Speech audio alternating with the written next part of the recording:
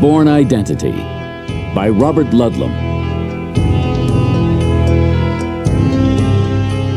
Read by Jeff Harding.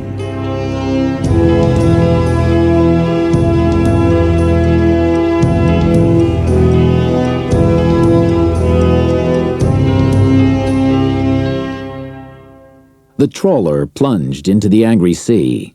Huge waves crashed into the hull. Spray cascaded over the deck. Everywhere were the sounds of wood straining, ropes twisting. Two explosions from the cabin pierced the sounds of the storm and the vessel's pain.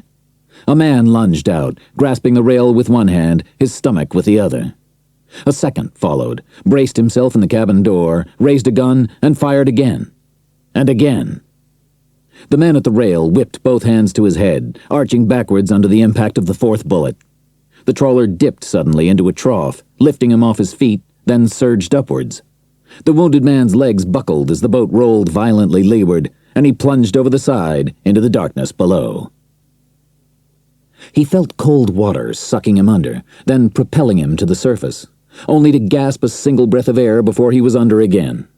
Heat at his temples seared through the freezing water, a fire where no fire should burn. Ice throbbed in his stomach and legs and chest. He could feel his body turning and twisting, arms and feet working frantically against the pressures of the whirlpool. It would happen any second now. He had to be there.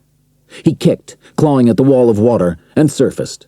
A rolling wave accommodated him. He was on the crest, surrounded by foam and darkness. The explosion was massive, the sight and sound somehow his doorway to peace. The sky lit up like a fiery diadem, from which objects of all shapes and sizes were blown into the outer shadows. He had won. Whatever it was, he had won. The sun broke through the mists over the calm waters of the Mediterranean.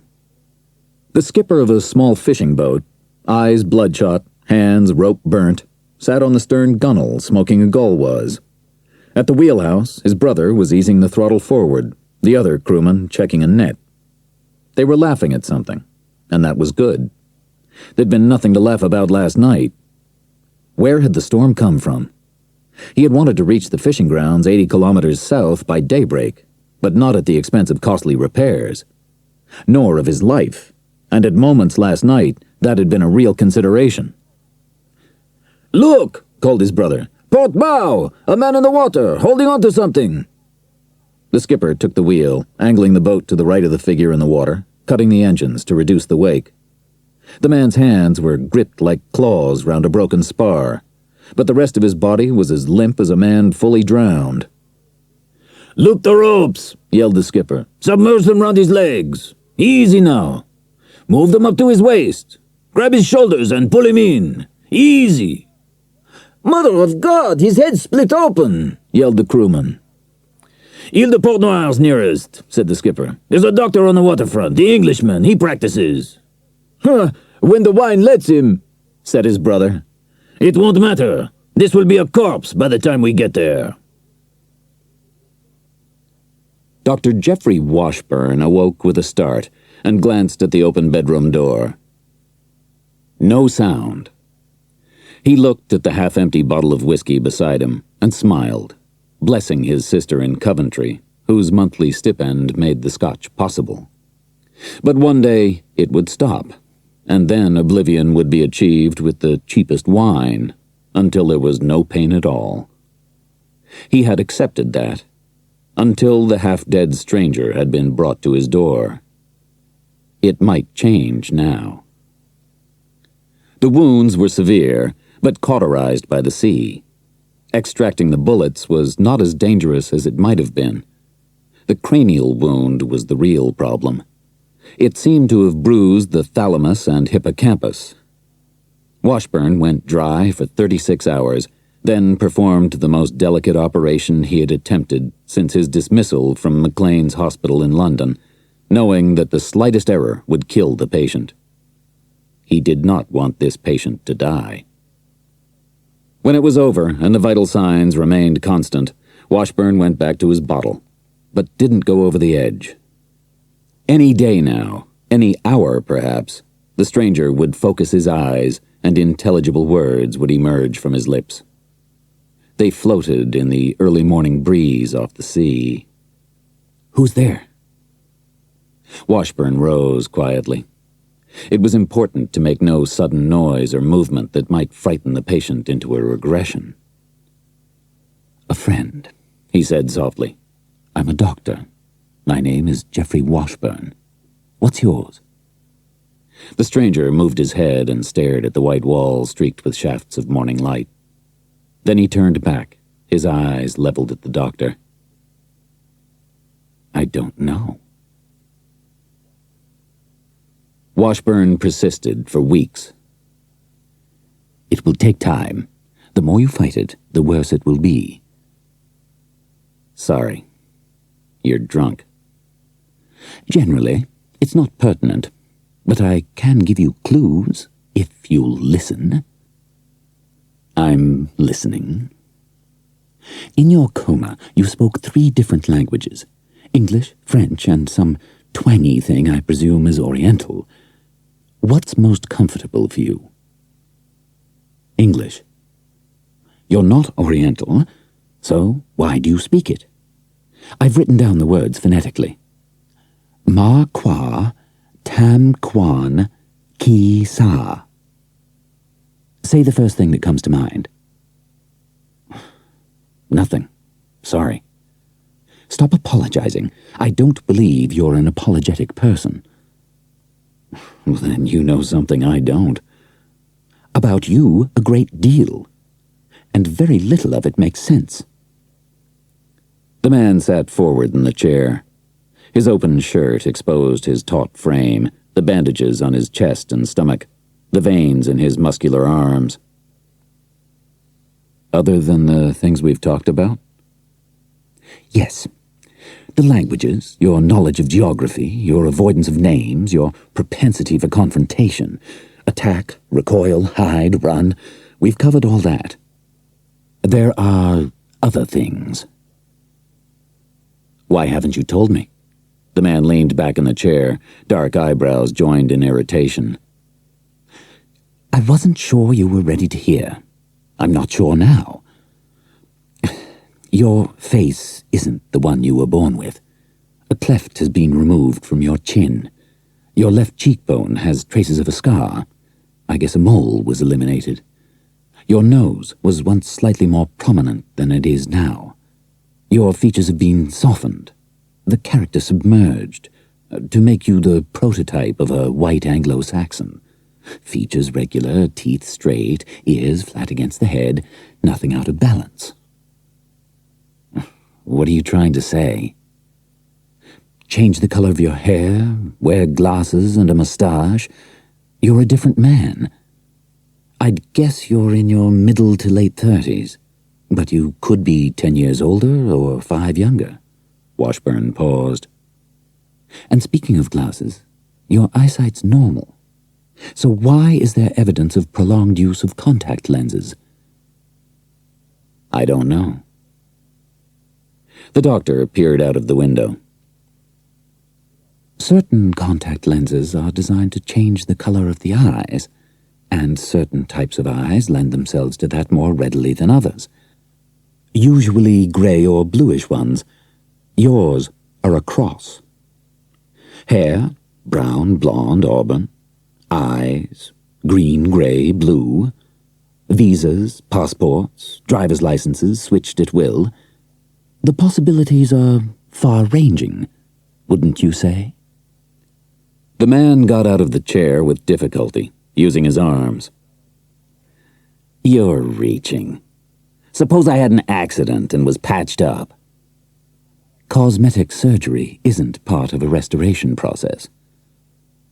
"You don't know that," said the unknown man angrily. "There are different kinds of accidents. You can't be certain." "Good. Get furious. And while you're mad, think. What were you? What are you?" A salesman, an executive with an international company, specializing in the Far East. That could be it. Or a teacher of languages. That's possible, too." "Fine. Choose one." I can't." The man's eyes were on the edge of helplessness. "Because you don't believe either," said Washburn. "Those occupations are sedentary, and your body's been subjected to physical stress. Your muscle tones firm, your arms and hands strong. I might judge you to be a laborer or a fisherman, but your range of knowledge, your intellect, rules those out. Come with me." Washburn led the man to his dispensary, went to a corner and picked up an antiquated projector. "I had this brought in with the supplies from Marseille," he said, placing it on the desk and plugging it in. "It's hardly the best equipment, but it serves. Pull the blinds, will you?" The man did so. Washburn snapped on the projector. A bright square appeared on the white wall. He inserted a small piece of celluloid behind the lens, and the square was filled with magnified letters. Die Bankgemeinschaft, 11 Bahnhofstrasse, Zurich. 07-17-12-014-26-0. "It's a bank account of some kind," said the nameless man. "Exactly. The letterhead is the bank, the numbers the signature of the account holder. Standard procedure. It was implanted beneath the skin above your right hip. The numbers are written in your handwriting. It's your signature. With it, you can open a vault in Zurich." Books came from Marseille, medical texts that dealt with injuries to the head and mind. There were hundreds of unfamiliar words to absorb and understand. Lobes occipital and temporal, the limbic system, specifically the hippocampus and mammillary bodies that together with the fornix were indispensable to memory. If they were damaged, there was amnesia. Psychological stress could produce stagnate hysteria and mental aphasia, which also caused partial or total memory loss. "There are no rules," said the dark-haired man, rubbing his eyes. "It can happen in any combination, physical or psychological or a little of both, permanent or temporary, total or partial." "Agreed," said Washburn, sipping his whiskey. "But we're getting closer to what I think happened.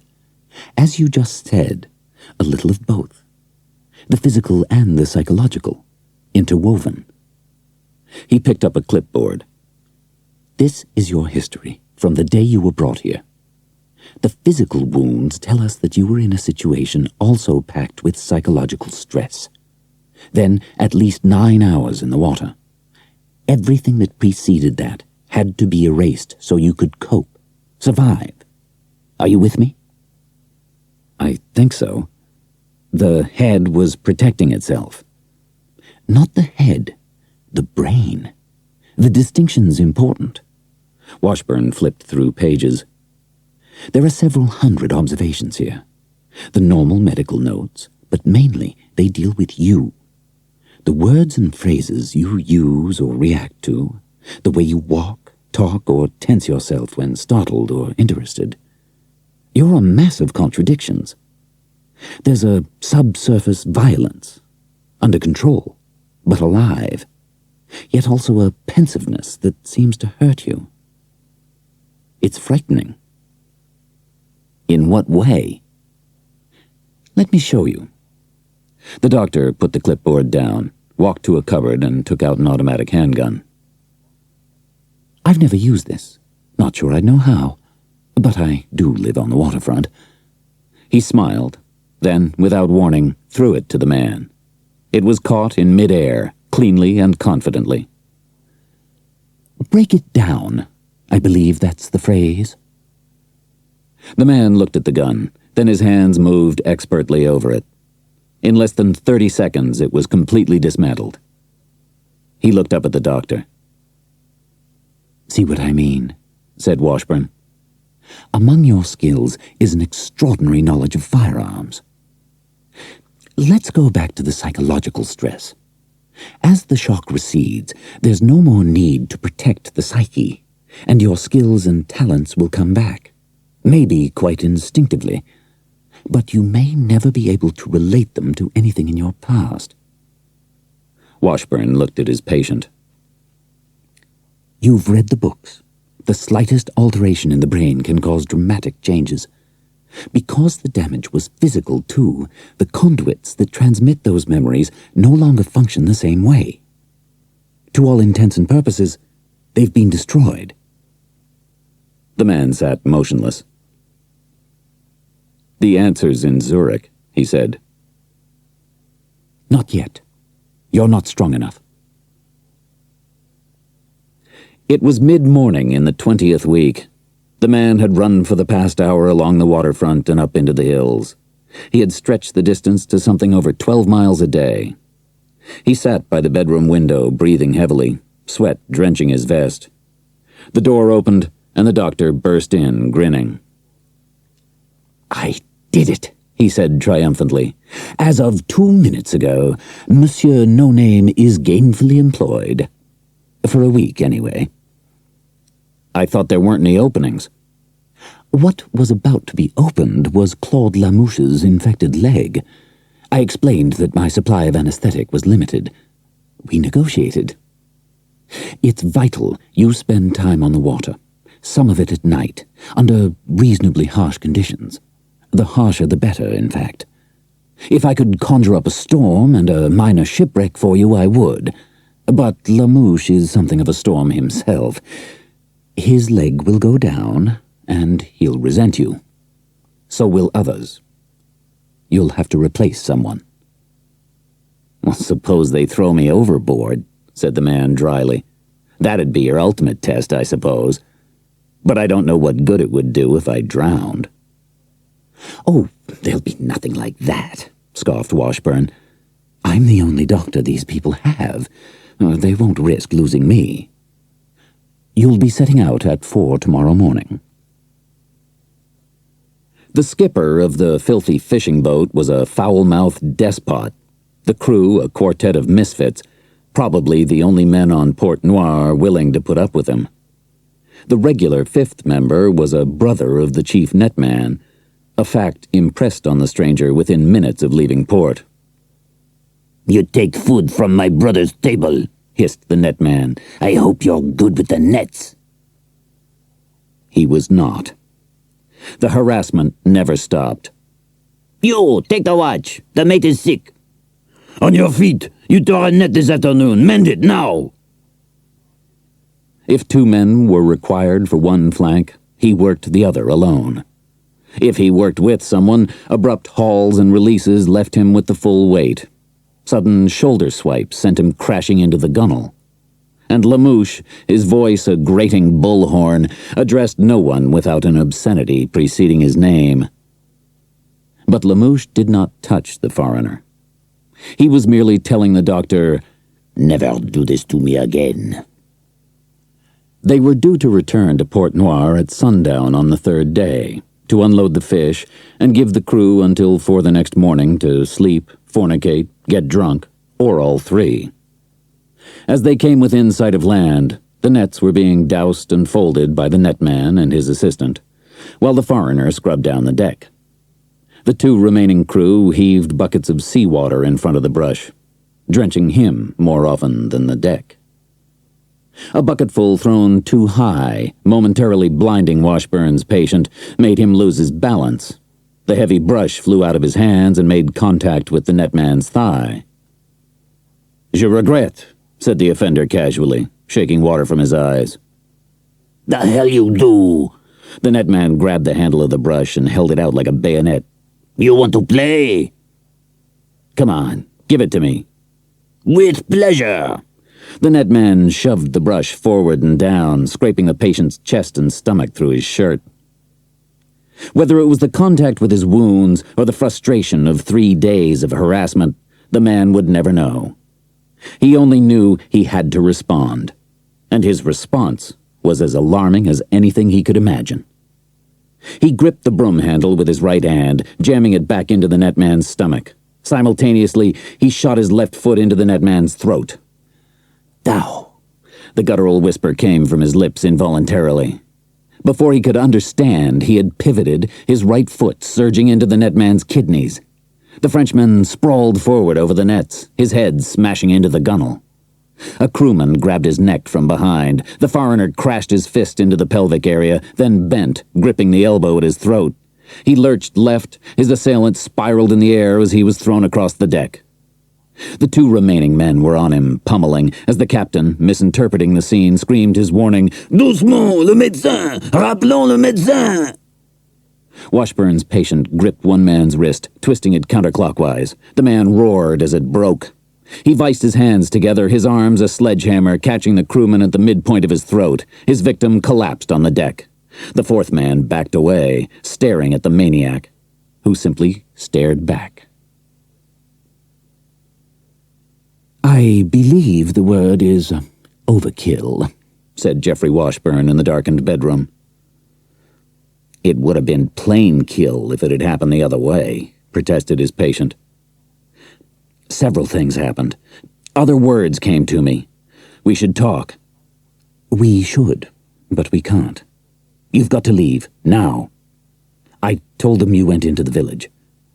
The families will go looking for you, with knives, perhaps a gun or two. When they can't find you, they'll come back here." "Because of a fight I didn't start?" "Because you injured 3 men who'll lose at least a month's wages between them.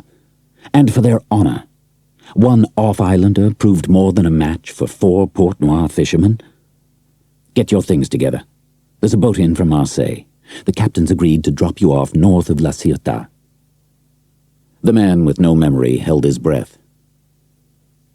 "Then it's time," he said quietly. "It's time," replied Washburn. "You're feeling adrift. Helpless, I imagine. But believe me, you aren't helpless. Here, I've wrapped some things for you in this oilcloth. All the money I have, some 2,000 francs. Not much, but it'll help you to get started. And my passport, for whatever good it is. We're about the same age, and it's 8 years old. People change." "What will you do?" "I'll never need it, if I don't hear from you." There were no lights on the coast of France. Only the dying moon outlined the rocky shore. They were 200 yards from land, the fishing boat bobbing gently in the cross-currents. The captain pointed over the side. "There's a small beach between those 2 clusters of rock. You'll reach it if you swim to the right. We can drift in another 30-40 feet, no more. A minute or two." "You're doing more than I expected. Thank you." "I pay my debts. The doctor sewed up 3 of my crew after that storm 5 months ago. You weren't the only one brought in. I had no catch, no money. The doctor said I could pay when circumstances were better. You're my payment." "I need papers," risked the man, sensing venality. "I need a passport altered." "Why tell me?" asked the captain. "I said I'd put you over the side near La Ciotat, that's all. I will not take you into Marseille. The Sûreté has squads all over the harbor." "Which means I can get papers in Marseille. So will you talk to me if I can get there without you?" The skipper studied the patient's face. The decision was not made lightly, but it was made. "There's a café on Rue Sarrazin, south of the old harbor. Le Bouc de Mer. I'll be there tonight between 9 and 11. You'll need money." "How much?" The captain shrugged. 1,500, 2,000 francs. The patient thought of the oilcloth packet strapped to his waist. "I'll handle it," he said. "Tonight, then." The captain peered at the shore. "This is as far as we can drift. You're on your own now. If we don't meet in Marseille, you've never seen me, and I've never seen you." "I'll be there. Le Bouc de Mer, Rue Sarrazin." "Thanks," said the patient, as he swung his legs over the gunwale and lowered himself into the water. He shivered and spun in the cold water, holding the knapsack above the waves, remembering to head to the right. The current took him into the beach, as the captain had said, the undertow pulling his bare feet into the sand. Minutes later, he was sitting on a dune in the first rays of morning. He opened the knapsack and took out boots, heavy socks, trousers, and a coarse denim shirt. Somewhere in his past, he had learned to pack with economy of space. The knapsack contained far more than an observer might think. He took off the vest and shorts he'd been wearing and stretched them out to dry. Standing naked on the dune, he felt exhilaration mingled with fear. He had passed his first test, trusted an instinct, and achieved the right response. Washburn's passport was so obviously not his own that even the dullest immigration clerk would spot it. He had to travel freely and had homed in on a fishing boat captain to make that possible. It was the first concrete step, but before that there was money to consider. The 2,000 francs the doctor had given him might not even be enough for the passport.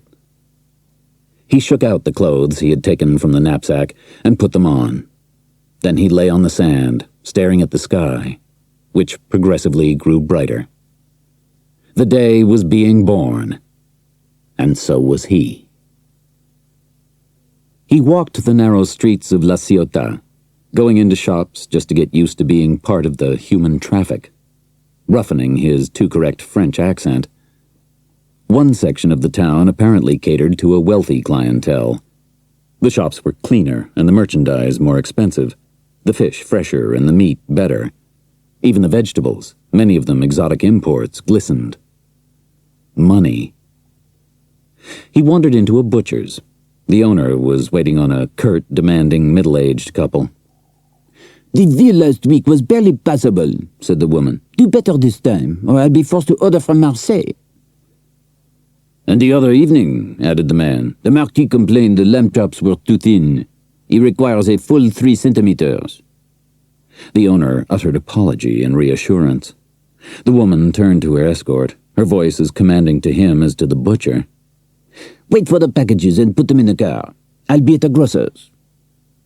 She left in search of further conflict. The moment she was out of the door, her husband turned to the shopkeeper, his demeanor entirely different. "Just your average day, eh, Marcel?" He grinned, taking a packet of cigarettes from his pocket. "Oh, seen better, seen worse. Were the chops really too thin?" "When was he last able to tell? But she feels better if I complain, you know that." "Where's the Marquis of the Dung Heap now?" "Next door, waiting for the whore from Toulon. I'll come down later this afternoon to pick him up. He won't be fit to drive by then. He uses Jean-Pierre's room above the kitchen. I've heard." The butcher registered the stranger's presence. "What do you want?" he said rudely. It was time for correctly accented French. "You were recommended by friends in Nice," said the patient, in cadences fit for the Quai d'Orsay. "Oh?" The butcher made an immediate reappraisal. Some of his younger clientele preferred to dress in opposition to their status. Even the common Basque shirt was fashionable these days. "You're new here, sir." "My boat's in for repairs." "May I be of service?" The patient laughed. "Oh, to the chef, maybe. I wouldn't dare presume. But I do have some influence." He turned to the middle-aged man. "By the way, I couldn't help overhearing. The Marquis wouldn't be that jackass d'Amboise, would he? Someone told me he lived around here." "No, sir," replied the servant. "I was referring to the Marquis de Chambord. A fine gentleman, but a difficult marriage." "Chambord? Yes, I think we've met. Rather short, isn't he?" "No, sir. Quite tall, actually. About your size, I'd say." "Really? Well, I'll send our master of the galley here. Good morning." The next-door cafe had 2 staircases to the first floor, one from the kitchen, the other in the foyer, used by patrons going to the washrooms.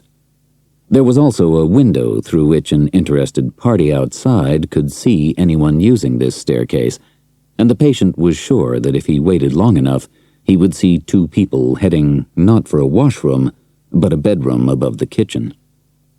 He wondered which of the expensive cars parked on the quiet street belonged to the Marquis de Chambord.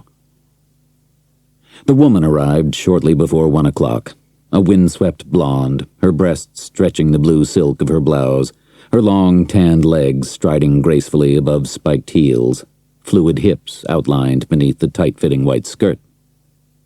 Chambord might have problems, but he also had taste.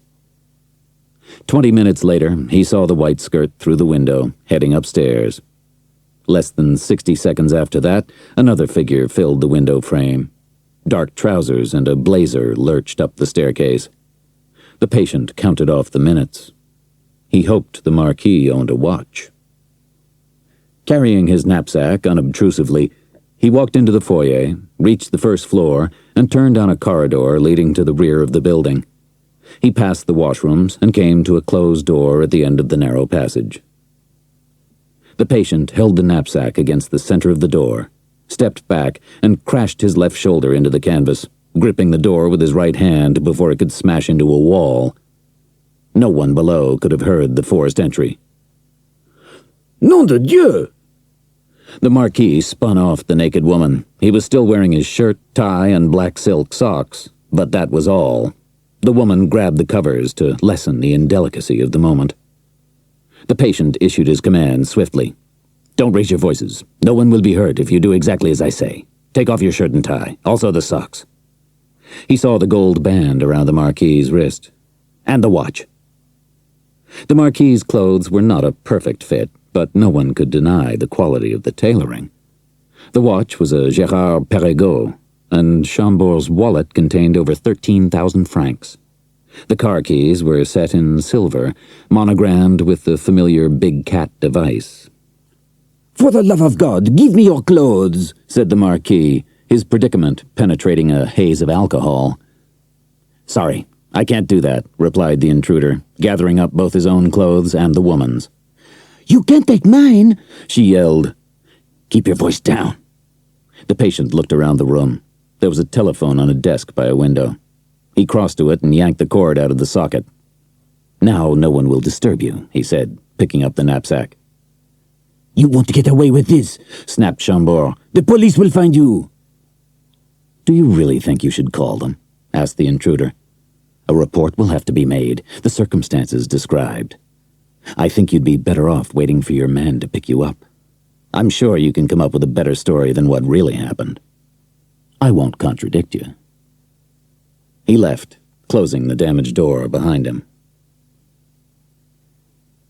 You are not helpless. So far, he hadn't been, and it was frightening.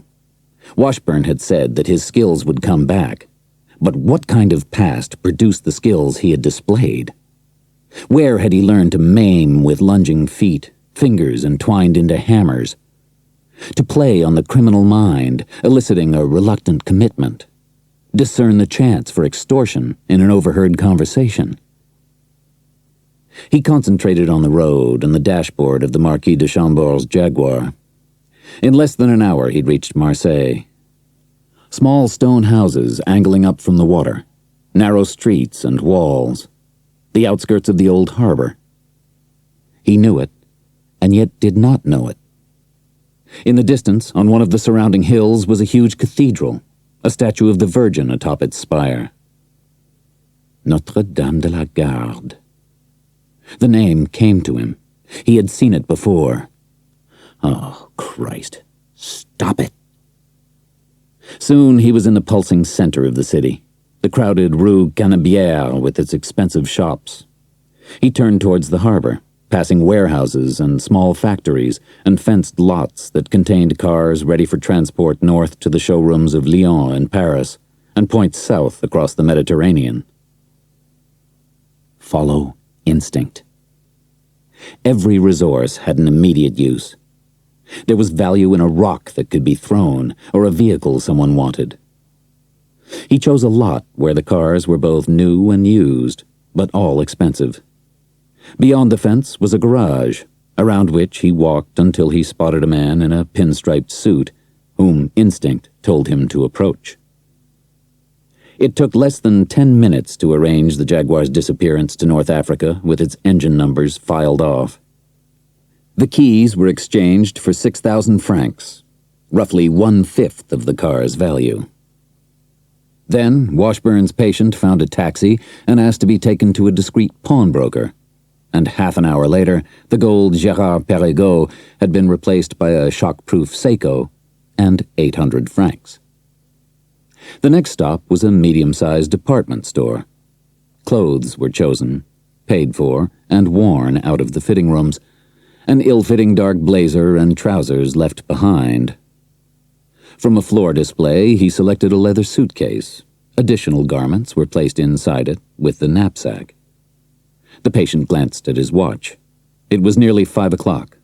Time to find a comfortable hotel. He needed to rest before his appointment in the Rue Sarrazin, where arrangements could be made for a more important appointment in Zurich. The Rue Sarrazin was no more than 200 yards long, frozen between the stone walls of waterfront buildings, devoid of streetlights. A back street conducive to brief meetings between men who did not care for their conferences to be observed. The only light and sound came from Le Bouc de Mer, a former office building roughly in the center of the alley. A number of cubicles had been taken down to create a large bar room, others retained as the waterfront's answer to the private rooms at restaurants along La Canebière. The patient made his way between crowds and smoke, peering into a succession of cubicles until he found the captain of the fishing boat. There was another man with him, thin, pale-faced, with narrow eyes like a curious ferret's. "Sit down," said the skipper. "You pay for the whiskey." "Glad to. Order something decent if they've got it." The thin man smiled. Things were going to be all right. The passport in question was, naturally, one of the most difficult in the world to tamper with, but with great care, equipment, and artistry, it could be done. "How much?" "The skills and equipment are not cheap. 2,500 francs. "When can I have it?" The care, the artistry, they take time. 3 or 4 days. And that's putting the artist under great pressure." "There's an extra 1,000 francs if I can have it tomorrow." "By 10 in the morning," said the ferrety man quickly. "I'll need a photograph." "I stopped at a booth," replied his client, taking a small square photograph out of his shirt pocket. The morning rendezvous was agreed, the drinks paid for, and the captain slipped 500 francs. The buyer left the cubicle and started across the raucous bar-room towards the door. The collision was casual, but the eyes that stared at him were not. They seemed to burst from their sockets in disbelief. "No! My God, no! You're dead!" The man spun in the crowd. The patient clamped his hand on his shoulder. "What? Wait! What do you know?" The man forced his hand away, face contorted in fury, baring yellow teeth. He pulled out a knife, his arm surging toward the patient's stomach. "I'll finish it," he hissed. The patient swung his right forearm down, his left foot up, his heel plunging into his attacker's pelvis. The man lurched backwards into a trio of drinkers. As the knife fell, it was seen. Men converged, separating the combatants. "Take your argument somewhere else. We don't want the police here, you drunken bastards!" Hemmed in, the patient watched as his would-be killer, holding his groin, forced a path to the door and raced into the darkness of Rue Sarrazin. Someone who thought he was dead, wanted him dead, knew he was alive. The economy class section of Air France's Caravelle to Zurich was full, the narrow seats made more uncomfortable by turbulence. The patient sat next to the window, his eyes on the aircraft's wing, watching the metal bend and vibrate under the impact of the wind. 1 ounce of pressure beyond the flex tolerance, and the wing would crack. 1 burst of rivets, and there would be an explosion, the screaming plunge to follow. How would he react? Washburn's words came back to him. Whenever you observe a stress situation, try to project yourself into it. Let words and images fill your mind. In them you may find clues. The patient fixed his eyes on the violence beyond the glass, distilling the moment, opening his mind to words and images. There was darkness and rushing wind growing in volume. The wind lashed the left side of his head and face, burning his skin. His left arm was raised, gloved fingers gripping metal, his right holding a strap. He was holding a strap, waiting for something. A signal. It came. He plunged into the darkness, tumbling, twisting, swept away into the night sky. He had parachuted. Êtes-vous malade? The passenger next to him had touched his left arm, which was raised, fingers locked rigid. His right forearm was pressed across his chest, his hand gripping his lapel, bunching the fabric, and on his forehead were rivulets of sweat. Pardon, he said, lowering his arms. Un rêve. He had parachuted. Where? Why? To distract himself, he reached into his breast pocket and opened the altered passport. The name Washburn had been retained, the Jeffrey R. expertly changed to George P.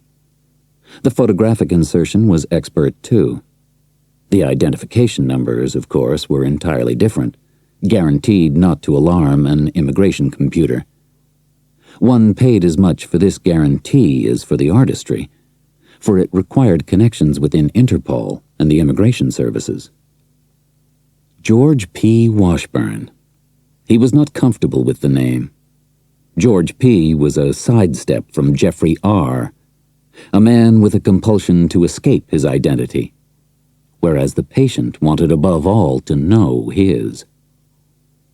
The answer was in Zurich. He knew the name of the hotel, Carillon du Lac. He had given it to the taxi driver without thinking. Had it been listed in the Welcome to Zurich folder in the plane? No. He knew the lobby, the dark polished wood and the plate glass windows that looked out over Lake Zurich. He'd been here before. It was confirmed by the clerk behind the desk. It's good to see you again, sir. It's been quite a while since your last visit. Has it? How long? I guess it has, he said. Do me a favor, will you? I sprained my hand. It's difficult to write. Could you fill in the registration, and I'll do my damnedest to sign it? The patient held his breath. Suppose the polite man behind the counter asked him to repeat his name, or its spelling. Of course. The clerk turned the card around and wrote. Would you care to see the hotel doctor? Later, perhaps. The clerk lifted the card, reversing it for the guest's signature. Mr. J. Bourne, New York, New York, USA. He stared at it. He had a name and a nationality. What did the J stand for? Would he be expected to write out a first name? No, he would sign exactly as the clerk had printed. He wrote as naturally as he could, letting whatever images might be triggered come through. He felt nothing. You had me worried, mein Herr, said the clerk. I thought perhaps I'd made a mistake. It's been a busy week. It never occurred to me to question your memory, Herr Strassel, replied the patient, glancing up at the on-duty sign on the left wall of the counter. The man behind the desk was the Carillon du Lac's assistant Leiter. You're most kind. The assistant manager leaned forward. I assume you'll require the usual conditions of your stay with us. Some may have changed, said J. Bourne. How did you understand them before? Whoever inquires for you is to be told you're out, whereupon you're to be informed immediately. The only exception is your firm in New York, the Treadstone 71 Corporation. Another name, one he could trace with an overseas call. That'll do. I won't forget your efficiency. This is Zurich, replied the polite man. The patient followed the bellboy into the elevator. He had a name, and that name came so quickly to the Carillon du Lac's assistant manager because when he came to Zurich, precautions were implemented to protect him from unwanted visitors. But one either protected oneself thoroughly or not at all. Where was the advantage in a screening process so loose, so vulnerable to penetration? It was not professional, and if he had learned anything about himself during the past 48 hours, it was that he was professional. The voice of the New York operator faded sporadically, but her conclusion was clear. There's no such listing, sir. I've checked all the directories, and there's no Treadstone Corporation. Thanks for your trouble, said J. Bourne, replacing the phone. The name must be a code, and that could be used by anyone, anywhere. So even the New York location might be meaningless. He looked in the mirror and said quietly, "You are J. Bourne, United States citizen, and it's possible that the numbers 07-17-12-014-26-0 are the most important things in your life." The Bahnhofstrasse was a street where solidity, money, determination, and a touch of frivolity all coexisted. Bourne strolled down it into the Berkeleyplatz, overlooking the Zürichsee, with its quays bordered by gardens, then doubled back into the Bahnhofstrasse, instinctively knowing that the Gemeinschaft Bank was a building of creamy stone on the opposite side of the street. He approached the glass doors, pushed the center plate, and he was inside, standing on brown marble. He had stood on it before, but the image was not as strong as others. He had the uncomfortable feeling that the Gemeinschaft was to be avoided. Puis-je vous aider, monsieur? The greeter was dressed in a cutaway, the red boutonniere his symbol of authority. The use of French was explained by the client's clothes. Even the subordinate gnomes of Zurich were observant. "I have confidential business to discuss," replied Bourne, in English. Your pardon, sir, said the man, his eyebrows arched slightly, studying the client's topcoat. The lift to your left, first floor. The receptionist will assist you. The receptionist was a middle-aged man with close-cropped hair and tortoiseshell glasses, his expression set, his eyes rigidly curious. Your signature, please, he said, holding out a sheet of Gemeinschaft stationery with 2 blank lines centered in the middle of the page. The numbers are the signature of the account holder. Bourne wrote them out and handed the sheet back to the receptionist, who studied it, rose, and gestured to a row of doors with frosted glass panels. If you'll wait in the 4th room, sir, someone will be there with you shortly. The door will lock automatically. Is that necessary? The receptionist glanced at him, startled. This is a 30 account. It's customary for holders of such accounts to telephone in advance, so that a private entrance can be made available. I know that, lied Bourne with a casualness he did not feel. It's just that I'm in a hurry. I'll convey that to verification, sir. Bourne crossed to the 4th door and walked inside. He heard the lock click, and there was a network of thin wires beneath the surface of the frosted glass panel. Undoubtedly, an alarm would be triggered if it were cracked. Within the room, 2 leather armchairs opposite a miniature couch, flanked by antique tables piled with up-to-date magazines and newspapers in 3 languages, were in startling contrast to a second door of gray steel. Bourne sat down and picked up the Paris edition of the Herald Tribune, his mind on maneuvers. Maneuvers without memory, only instinct. Finally, the steel door opened, revealing a tall man with aquiline features and meticulously groomed hair. He extended his hand, his English mellifluous under his Swiss intonation. Forgive the delay. I'm afraid you're rather startled, Herr König. It's not often a 30 account arrives without notice, and the unusual ruins his day. I'm Walter Apfel. Please, come in. The bank official released the patient's hand and gestured towards the steel door. The room beyond was a V-shaped extension of the cell. Dark paneling, comfortable furniture, and a wide desk in front of a wider window. "I'm sorry I upset him," said Bourne. "It's just that I have very little time." Yes, he told me that. Apfel walked around the desk, nodding at the leather armchair in front. 1 or 2 formalities, and we can discuss business. He picked up a clipboard and handed it to the client. Secured in place was another sheet of stationery, but instead of 2 blank lines, there were 10. Your signature, please. 5 will be sufficient. Why again? A signature can be practiced to the point where 1 or 2 renditions are acceptable, but successive repetitions will result in flaws if it's not authentic. A graphological scanner will pick them up instantly. Apfel placed a pen at the edge of the desk.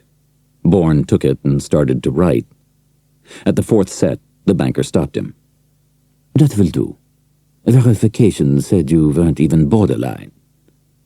He inserted the sheet of paper into a slot on the right of his desk and pressed a button. A shaft of bright light flared and then went out. This transmits the signatures directly to the scanner, continued the banker.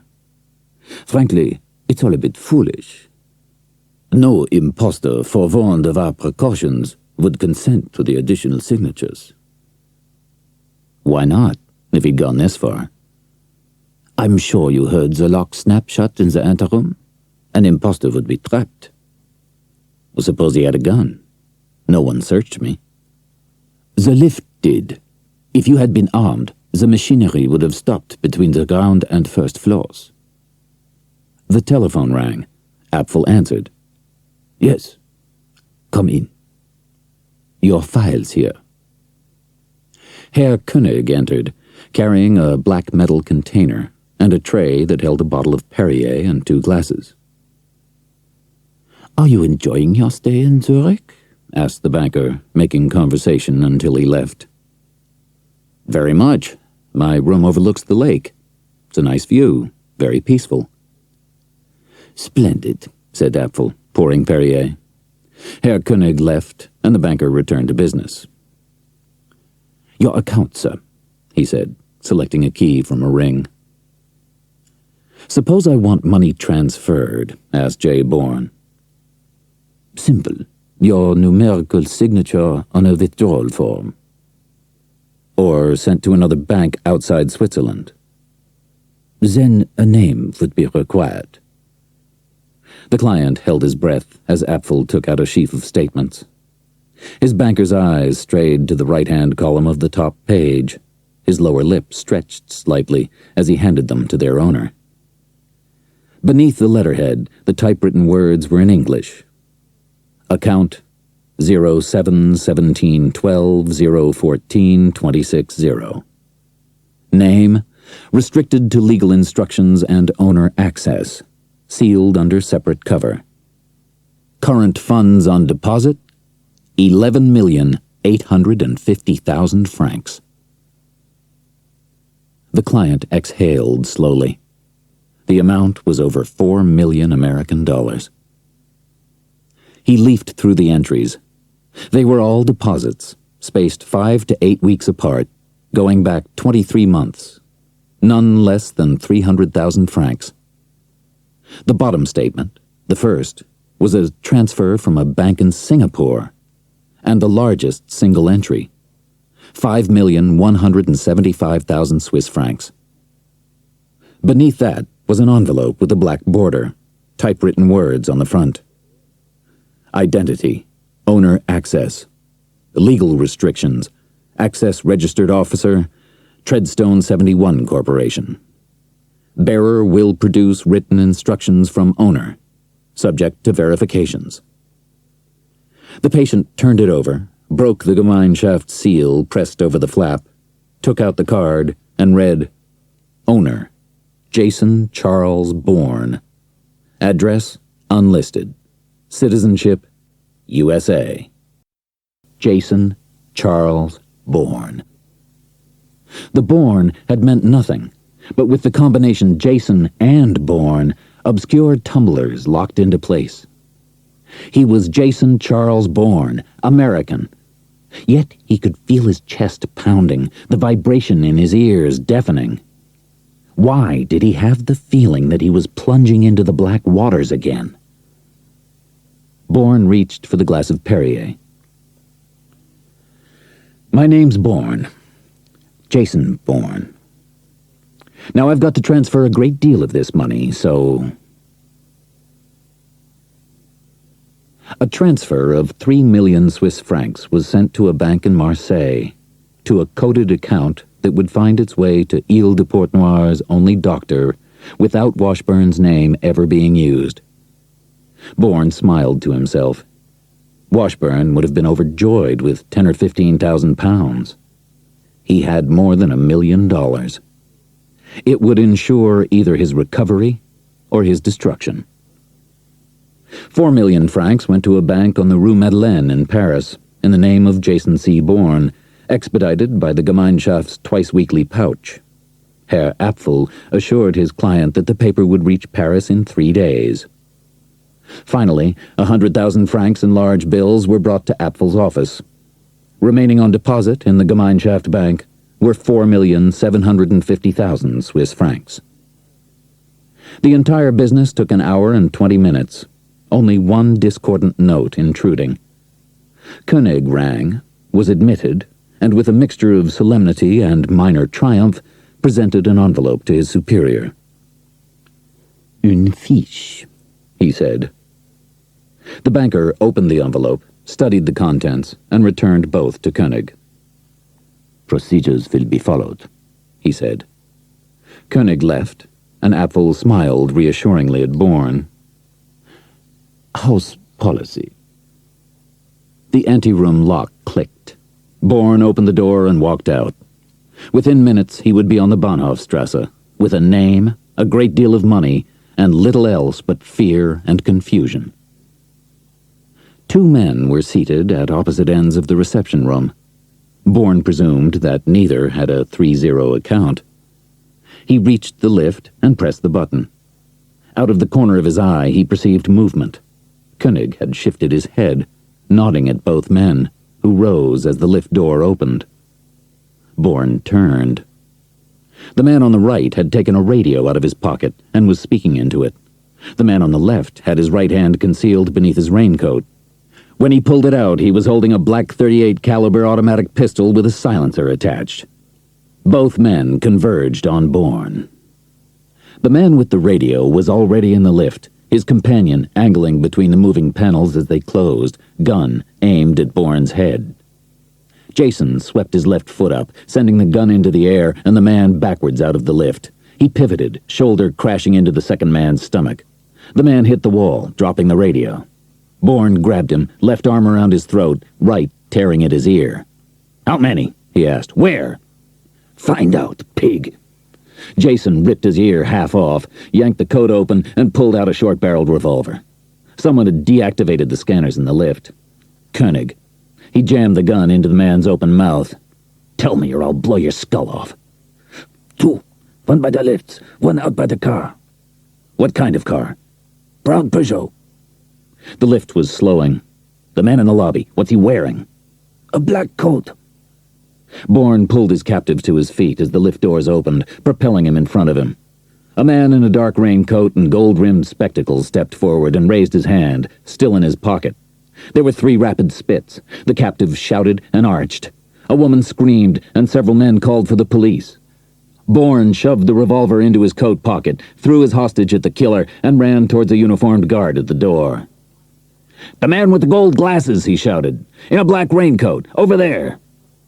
As the guard raced forward, Bourne walked out, banking on the fact that as the men inside had not known him by sight, nor would the one by a brown Peugeot. Sirens wailed as police cars raced up the Bahnhofstrasse. Bourne edged into a crowd in a doorway several yards away. He saw the Peugeot and the man beside it, who within seconds was joined by the man in the black raincoat, replacing his glasses. They conferred, scanning the street.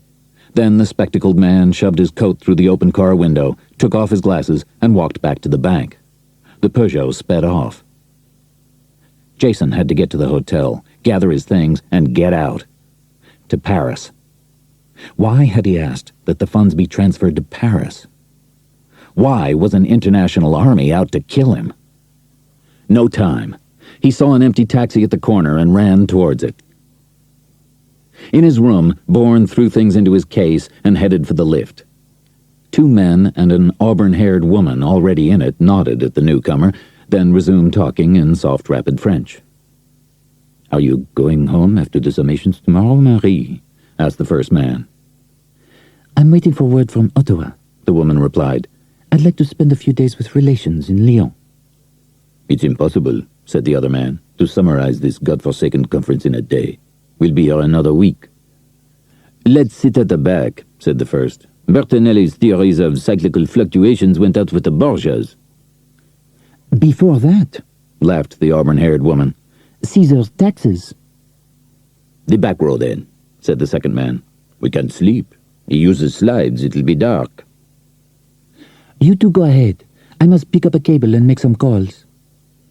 The doors opened and the 2 men started diagonally across the lobby, the woman towards the front desk, Bourne behind her. "Room 507. There was a cable for me?" The auburn-haired woman spoke English. A Canadian. She'd said she was waiting for word from Ottawa. The desk clerk checked the slots and returned with the cable. "Dr. Saint-Jacques?" he asked, holding out the envelope.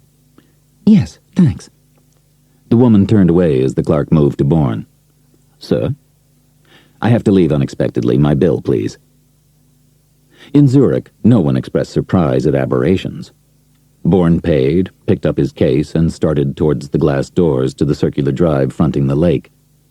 It was floodlit. The sun had gone down. Still, there were flights until well past midnight. He stopped as a brown Peugeot pulled up. Its door opened and a man stepped out, a killer in a black raincoat, wearing gold-rimmed spectacles. From the other door emerged the second man from the upper reception area of the bank. "Are you enjoying your stay in Zurich?" Walter Apfel had asked while they waited for Koenig to leave. "Very much. My room overlooks the lake." How many hotels had rooms overlooking the lake? 2? 3? How easy it must have been to narrow them down. The hunters converged on the entrance. Bourne backed away, thoughts racing. What made them think he wouldn't run for the police? And then the answer was clear, as numbing as the question. The killers knew that for Jason Bourne, all authorities had to be avoided. Why? Bourne went right, where there was a greater crowd. Turning away from a counter was a woman in dark red silk, complimenting her Titian hair, the woman who had joked about Caesar's taxes. "Bertinelli, he uses slides. It'll be dark." Bourne walked over to her and touched her elbow. "Doctor, I was told you'd know where Bertinelli is speaking. Would you mind showing me?" "This way." She started towards a corridor carved out of the rear wall, doors on either side, lighted signs identifying Conference Room 1, Conference Room 2. At the far end were double doors labeled Suite 7. "There," said Dr. Saint-Jacques. Bourne glanced back. The hunters were walking into the corridor. "Sits below the stage and pontificates." The woman had said something and was leaving. "Sorry, a stage?" "For exhibits, usually." "Exhibits have to be brought in. Is there an exit there?" "I have no idea, and I must make a phone call." She turned away. He dropped the suitcase and took her arm. She glared. "Take your hand off me, please." "I don't want to frighten you, but you have to come with me." He spoke quietly, his eyes over her shoulder. "Don't be ridiculous." He viced his grip, then pulled the gun out, concealed by her body from the men 30 feet away. "We're going in there." Bourne pushed the gun into her stomach and opened the door, propelling her through it. On the faraway screen was a graph. A heavily accented voice was speaking, amplified by a loudspeaker. "Less severe than in the so-called paternalistic regulation of the marketplace by government. Slide 12, please." The room went dark. There was a problem with the projector. No second shaft of light replaced the first. Jason pushed the woman past figures standing against the back wall, looking for a red light that could mean escape. There, in the distance, on the stage. "May I please have slide 12?" The main door opened, a pair of glasses reflecting light from the corridor, as the screen lit up and Bourne and his hostage reached the far wall, where an aisle led down to the stage. He pushed her into the corner, pressing his body against hers. "I'll scream," she whispered. "I'll shoot," he said. The lecturer's voice rose. Ecco, for the skeptics I addressed this evening, here is statistical proof, identical in substance to... Bertinelli droned on, his pointer stabbing at the screen. Slide 13, please. The shaft of light went out. In the blackout, Bourne spun the woman round and pushed her down the aisle. The projector's light went on again. He grabbed her neck, forcing her to her knees, and knelt behind her, concealed from the killers by the audience. He pressed her trembling flesh, signaling her to keep moving, keep down. Slide 14, please. Darkness. He yanked the woman up, pushing her towards the stage. "Get up and run to the exit. I'm right behind you. Stop or scream, and I'll shoot. Now!" The woman got up and ran. Bourne leapt up himself just as the blinding light of the projector shot out. Cries of surprise came from the audience at the sight of the two figures, the indignant shouts of Bertinelli loudest of all. Wood splintered the proscenium arch as Jason lunged towards the shadows of the wings, pulling the woman into their shelter. At the end of the flats was an outsized metal door with a crush bar. Bullets spat into the wall to their right as he smashed it open and lunged through. "Stop!" The woman screamed, kicking. "Those were gunshots!"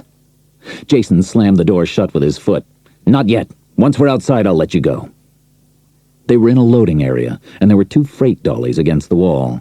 Dr. Saint-Jacques fought as he pulled the nearest, one-handed across the door, slamming it with his shoulder and knee until it was lodged against the metal, jamming his heel down on the footlocks. He had to slap her before she submitted, crying. "Listen," he told the frightened woman. "We're going to walk down those steps and out of that door like two normal people at the end of a day's work. Link your arm in mine, and we're going to walk, talking quietly, to the far end of the car park. Have you got that?" "It will be the most difficult thing I've ever done," she said stiffly. The single bulb defining the concrete steps lit her features. Generous lips stretched over white teeth in a tense smile. Eyes huge dark orbs, skin taut and pale, marred by the reddish splotch where he'd hit her. She was close to collapse, but he couldn't think about that. He had to concentrate on whatever he might discern in the shadows. Metal scraped against metal on the right, nearby. He tilted his head, letting his eyes roam across the car windows. An infinitesimal glow of green moved as they moved. From somewhere, the image burst across his eyes, the infrared scope of a rifle. He swung left, sending the woman reeling backwards. Muffled cracks came, stone and asphalt exploded. He dived right, rolling as he hit the pavement, yanking the pistol from his pocket. His left hand steadying his right wrist, he fired 3 shots. A scream came from the dark, drawn out into a cry, a gasp, and then nothing. Bourne started to get up. Violent pain spread through his left shoulder, lower chest, left thigh, the locations of his previous wounds. He had damaged the weak areas, stretching muscles not yet fully restored. Oh, Christ. He had to get up, get away. The woman was getting slowly to her feet, supporting herself on the wall. In a moment she would be running screaming into the hotel. He raised his gun. "Help me up," he said. "You said I could go. You gave me your word." "I have to take it back. This gun is aimed at your face, Doctor. Help me or I'll blow it off." "It's kidnap, assault," railed the woman, angry as well as frightened. "You're out of the hotel. That's what you wanted. Let me go." They sat in the sniper's car in the guest car park at the front of the Carillon du Lac, well out of sight of the entrance, where Jason had ordered her to drive. The killers had seen him carrying his suitcase, which meant the airport and station would be watched. And they would know this car. He had to find another. Soon. "You're from Canada?" he asked his hostage. "I work for the Canadian government." With controlled stridency, she added, "My superiors expect me to be in contact. Tonight." It occurred to Bourne that through the shock and violence of the last half hour, Dr. Saint-Jacques had not let go of her handbag. He reached over and grasped the leather. In the glow of the reading lamp, he sifted through it. Passport. Her name was Marie. He remembered someone using it in the lift. Wallet, keys, and assorted messages. He looked for a yellow envelope, given to her at the Carillon du Lac's front desk. Found it, and took out the cable from Ottawa. Leave granted. We'll meet you at airport Wednesday 26th. Call or cable flight. In Lyon, do not miss Belle Meunière. Cuisine superb. Love, Peter. As Jason put it back, he saw a book of matches, glossy white, scroll writing on the front. Grönehalle. A restaurant. An image came. Of a restaurant. Heavy beams, candlelight, black triangles outside. White stone and 3 black triangles. He closed the bag. Your colleagues aren't expecting anything from you until the 26th, he said. Over a week away. For the next hour or so, Bourne needed this woman, and he needed her afraid and obedient. He leaned across and pressed the gun against her cheek. Understand me clearly. I'm running for my life, and I won't hesitate to pull the trigger. I understand, she breathed. Jason removed the gun, satisfied, and revolted. Move slowly, he said, rolling down his window. Open your door and get out, then come round and help me. Remember, the window's open and the gun's in my hand. She did as she was told. Jason leant on the window frame and pulled himself up, shifting his weight from one foot to another. Mobility was returning. A small coupe entered the area, accelerating, the mark of a parking attendant. The attendant parked in an empty space nearby, got out, and placed the keys under the seat. As he walked past, Bourne hailed him. Hey, young fellow, maybe you can help us. Sir? The attendant stopped. We agreed to meet an associate at a restaurant, only I've forgotten the name. I remember that on the front there were 3 triangles, a logo, I think. That's the Drei Alpenhauser, sir. It's off the Falkenstrasse. Yes, of course. And to get there from here? Turn left. Stay on the Uto Quay for about 6 kilometers until you reach a large pier, then turn right. It will take you into the Falkenstrasse. You can't miss the restaurant. There's a sign on the corner. The attendant saluted and started for the hotel. Jason led Marie Saint-Jacques towards the coupe, limping beside her. Hurry, the keys are under the seat. That man will see us go out. He'll know you've stolen it. Not if we leave now, the minute he's back in that crowd. Suppose he does. Then I hope you're a fast driver, said Bourne. Get in. The attendant had turned the corner. Jason took out the gun and limped rapidly around the bonnet while pointing the pistol at the windscreen, opened the passenger door, and climbed in. God damn it, get the keys. All right. I can't think. Oh, God. She reached below the seat, feeling for the small leather case. Go, quickly! The 3 triangles were as he had pictured them, dark wood on white stone. Above them was the restaurant's name, Drei Alpenhauser. Below, double doors set with massive rings of iron. To judge from the parked cars, there was a medium-sized crowd inside. Pull over in front of the last car. We'll walk back. Dr. Saint-Jacques did it. Jason looked at her. Her reaction was too docile. Whatever might happen inside the Drei Alpenhauser, he needed her to drive him out of Zurich. He reached over and held her wrist, slid his fingers over her hand until he felt the key case. I'll take those, he said. I won't do anything, she whispered, her breasts rising and falling against the silk of her dress. There'll come a moment when you'll try, he replied quietly. If you do, you'll become a threat, and I'll have to kill you. He'd felt sick when he had first threatened that. There was no such revulsion now. Killing was merely a practical matter. The simplicity of the decision astonished Bourne. You say you'll let me go, she said. When? When I'm safe, he answered. Pull yourself together. We're going inside. The high-beamed ceiling, heavy wooden tables and chairs, deep booths and candlelight, and an accordion player playing muted Bavarian music were all printed somewhere in Bourne's mind. The maître d'hôtel showed them to the nearest booth, considerate of Bourne's limp. Marie Saint-Jacques sat down, and Jason slid in opposite her. Order a drink, he said, when they were alone. There's no time to eat. I couldn't.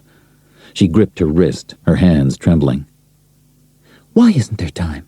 What are you waiting for? I don't know, The woman ordered wine, Bourne Scotch. He looked around the restaurant, trying to concentrate, and saw the face across the room, a large face above an obese body in an end booth, next to a closed door. Bourne didn't know the face, but the face knew him. The fat man's eyes were riveted on him in fear and disbelief. The man shifted his eyes, taking in each diner at every table. Only then did he begin an obviously painful journey towards them. "A man's coming over," said Bourne to the woman. "Don't say anything, and don't look at him. There's no point his being able to identify you." He blew out the candle, throwing the table into relative darkness as the fat man edged around the corner of the booth and spoke in a low, strained voice. "Lieber God, have you no feelings? I have a family. I gave you the envelope. I did not look inside. I know nothing. I spoke to no one." "Then why are you afraid?" The fat man glanced at the door, then back to Bourne. "Others may have spoken. I've had my share of trouble with the police. They would come directly to me." "The police would harm your family?" Bourne asked incredulously. "No, but their interest would lead others to me. How many look for you, mein Herr? And to them, the death of a wife or child is nothing. All my life, I've said nothing." He leaned over, gripping the table. "You wish proof? Word was spread that anyone with information should call a number set up by Interpol, in the strictest confidence. Rewards were ample. Past misunderstandings might be seen in new lights. A man like myself could profit from a kind of relationship with the police. Yet I did nothing." "Did anyone else?" "Chernak's the only one who admits having even seen you. You know that the envelope came through him." "Where's Chernak now?" "Where he always is, in his flat on the Löwenstrasse." "What number?" The fat man paused, alarm in his eyes. "Number 37. You know it as well as I do." "Just testing. What was in the envelope?" "Money, I presume. If there was any discrepancy, it had nothing to do with me. Now please, I beg you, get out." "One last question. What was the money for?" The obese man stared at Bourne, sweat glistening on his chin. "You put me on the rack, mein Herr. Every day I read the newspapers, in 3 languages. 6 months ago, a man was killed. His death was reported on the front page of each of those papers." They drove over the Munster Bridge into the newer city, Marie Saint-Jacques gripping the wheel as she had gripped her handbag at the Carillon. Bourne understood. He had been paid to kill, and the police in several countries had cooperated to woo reluctant informers. The outlines of the truth were being presented to him, each more startling than the last. The Löwenstrasse was a wide avenue where low buildings of brick and wood sandwiched between modern high-rises soon gave way to neat 3-story terraces divided into flats, stone steps leading up to the doorways lit by carriage lamps. They evoked a strong image of another terrace, similar in style but not as neat. Cracked windows, broken steps, jagged ends of rusted iron railings, a faded red door. Steppdeckstrasse, Bourne said to himself. A boarding house in the Steppdeckstrasse. What? Marie Saint-Jacques was startled. Nothing. There's number 37, he said. Stop.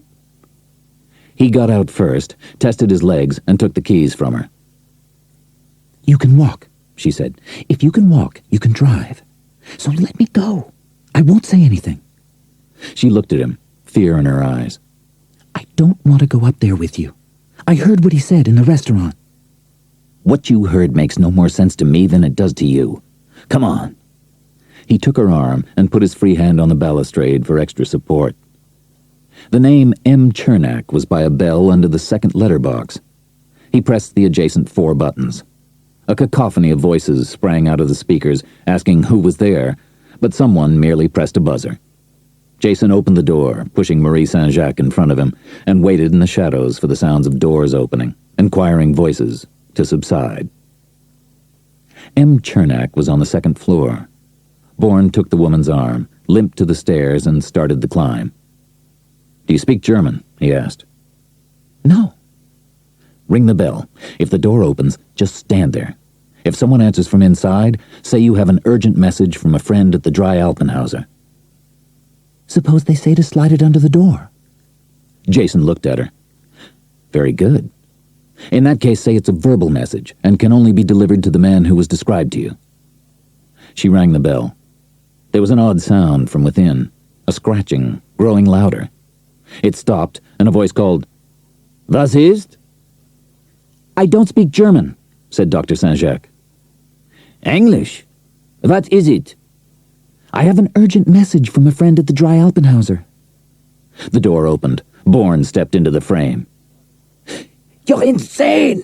Cried a man with 2 stumps for legs, propped in a wheelchair. Get away from here! I'm tired of hearing that, said Jason, pulling the woman inside. What do you want? Chernak asked, his face chalky, when they were alone. Marie Saint-Jacques had needed no persuasion to wait in a small windowless bedroom while they talked. Messengers have been here. If one leaves an address in the wrong surroundings, I'm dead. The envelope you passed to our mutual friend at the Dry Alpenhauser. Who gave it to you? How would I know? It arrived in a box like the others. I unpacked it and sent it on. Suppose I told you there was money missing. Then it was not paid. The legless man's voice rose. But I don't believe you. If that were so, you would not have accepted the assignment. So why are you here? Because I see and hear things I don't understand. Bourne walked towards a bookcase, trying to think. Turned at a rustle behind him. Chernak's hand came out of the canvas bag strapped to his chair, holding a revolver, and fired. Icy pain filled Bourne's left shoulder, then his head. He dived, shoving a heavy lamp towards the cripple, spinning until he was at the far side of the wheelchair. Bourne lunged, sending Chernak out of the chair as he reached for his own gun. They'll pay for your corpse! Screamed the cripple, writhing, trying to steady his body long enough to level his weapon. Carlos will pay! Jason fired. Chernak's head snapped back, his throat erupting in blood. A cry came from the bedroom. His hostage, his conduit out of Zurich. The woman was pressed against the wall, tears streaming down her face. Bourne seized her, his temple in agony, grabbed rolls of gauze and plaster from the adjoining bathroom, and dragged her to the front door. He had to get out. Gunshots were alarms. Holding her arm with his left hand, the grip caused shooting pains in his shoulder, he forced her downstairs, using her for support. Doors slammed and people shouted as they reached the outside entrance. He opened it, peering into the street, listening for sirens. "Come on," he said, pulling her down the steps. He reached into his pocket, wincing, for the car keys. "Get in." In the car, he bunched the gauze against his head, blotting the blood. It was only a graze, thank God. The bullet had not entered his skull. "God damn it, drive!" "Where?"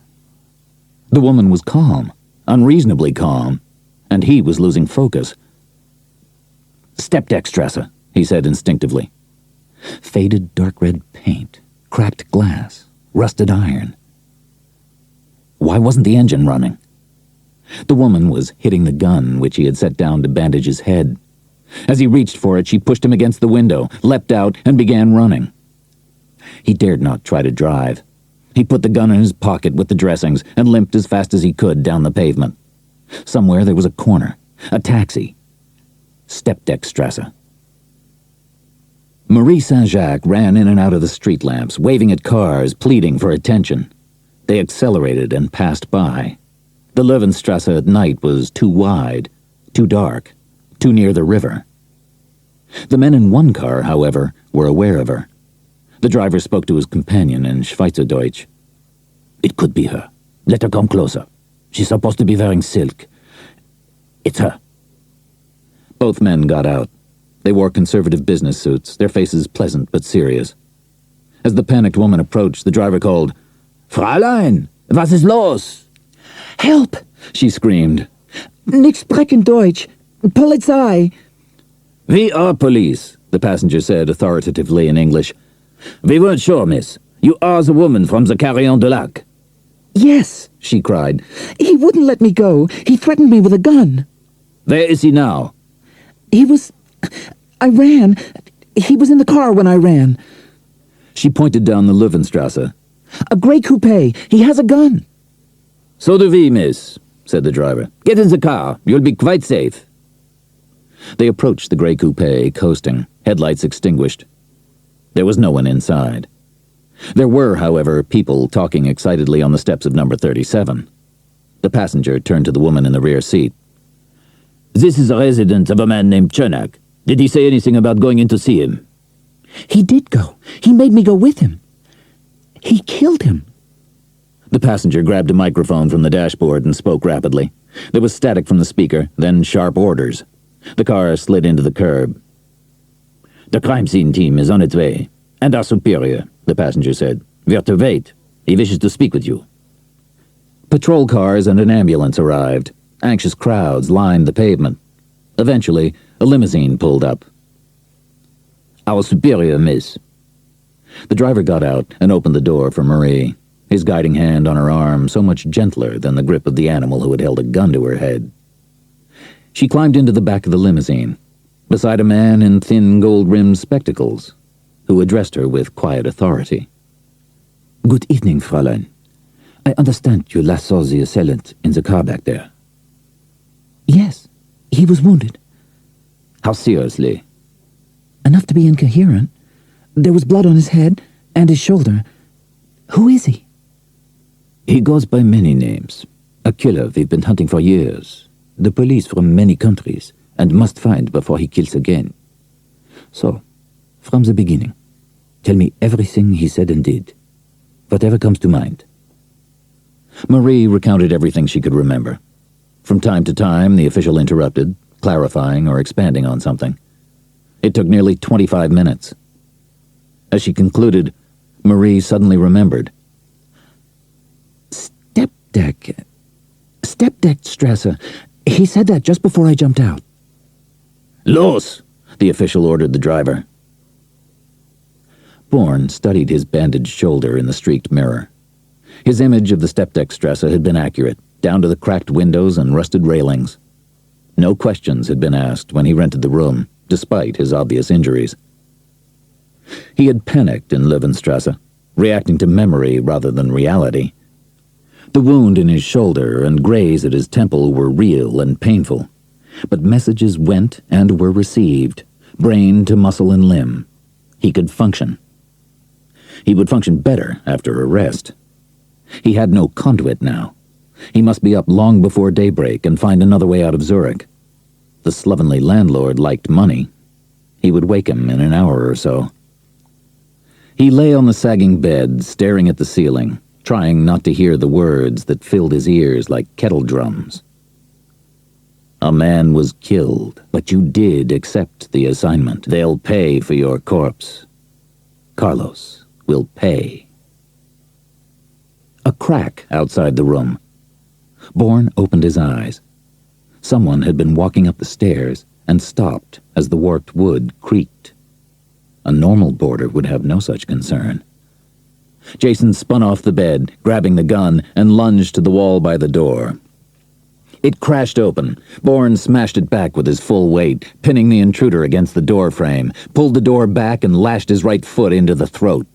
He grabbed blonde hair and yanked the limp figure inside. A silenced revolver fell to the floor. Jason closed the door, rolled the unconscious man over, and took out his wallet. The names on the various credit cards and driving license were all different. A professional, come to kill him. Who could know he was here? Bourne looked at the wallet again and nearly laughed. He had been presented with his exit visa. He put it in his pocket, shoved the gun into his belt, then dragged the intruder over to the bed and strapped him to the sagging mattress, gagged by a torn sheet. In the heat of the moment, Jason had been unaware of the pain in his leg. It was there, but not immobilizing him. The shoulder was not in such good shape. He had to get to a doctor.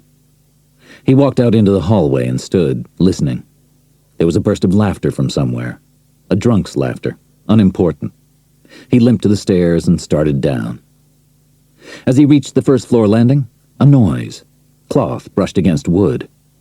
Someone was concealed between the end of this flight and the beginning of the next. Bourne peered into the shadows.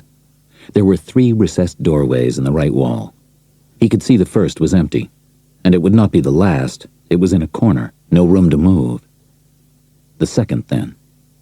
Bourne shifted the gun to his left hand and reached for the weapon with the silencer.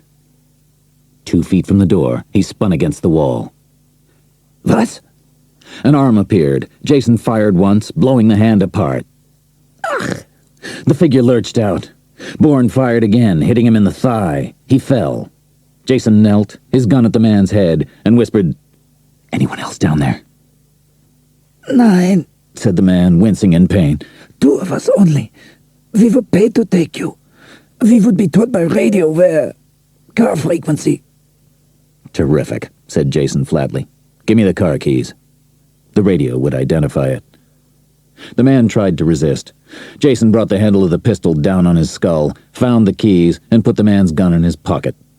It was smaller than the one in his hand and had no silencer. The third gun, the one he had taken from the men at the bank, went in his sock. He paused to get his breath and balance, then got up and crossed to the staircase, the pain in his left shoulder suddenly acute. He hoped to God he could drive. He spotted the car easily. Large, well-kept, with the bulge of an antenna riveted to the boot. He climbed in, grateful to see that it was an automatic, and reached for the ignition. A powerful light from his left blinded him. A second beam shot out from the right. The door was yanked open and a torch crashed down on his hand, a gun pressed into his neck. "Get out!" He did. Returning vision showed the gold spectacles of his hunter. Another figure came into view, led from the shadows of the building by a short, stocky man. Marie Saint-Jacques. "That's him, officer," she said. "I'd like to get this over with. I'll sign whatever I have to, at the police station, I suppose, but then I really want to get back." The Swiss glanced at her. The stocky man who had led her out of the shadows took her arm. She stared at both, down at the hand that held her, then at Bourne, a terrible realization becoming clear. Her eyes grew wide. "Let her go," said Jason. "She's on her way back to Canada. You'll never see her again." "She's seen us." The man pressed his gun once more into Bourne's throat, ran his left hand about his victim's clothes, felt the guns in Jason's pocket and belt, and took them out. He turned to the stocky man. "Take her in the other car. To the Lamont." "Wait!" Bourne stepped forward. The gun forced him back against the car. "She works for the Canadian government. They'll be all over Zurich." "Why should that concern you?" The killer turned to the stocky man. "Machen Sie mal los. Der Gießenkey."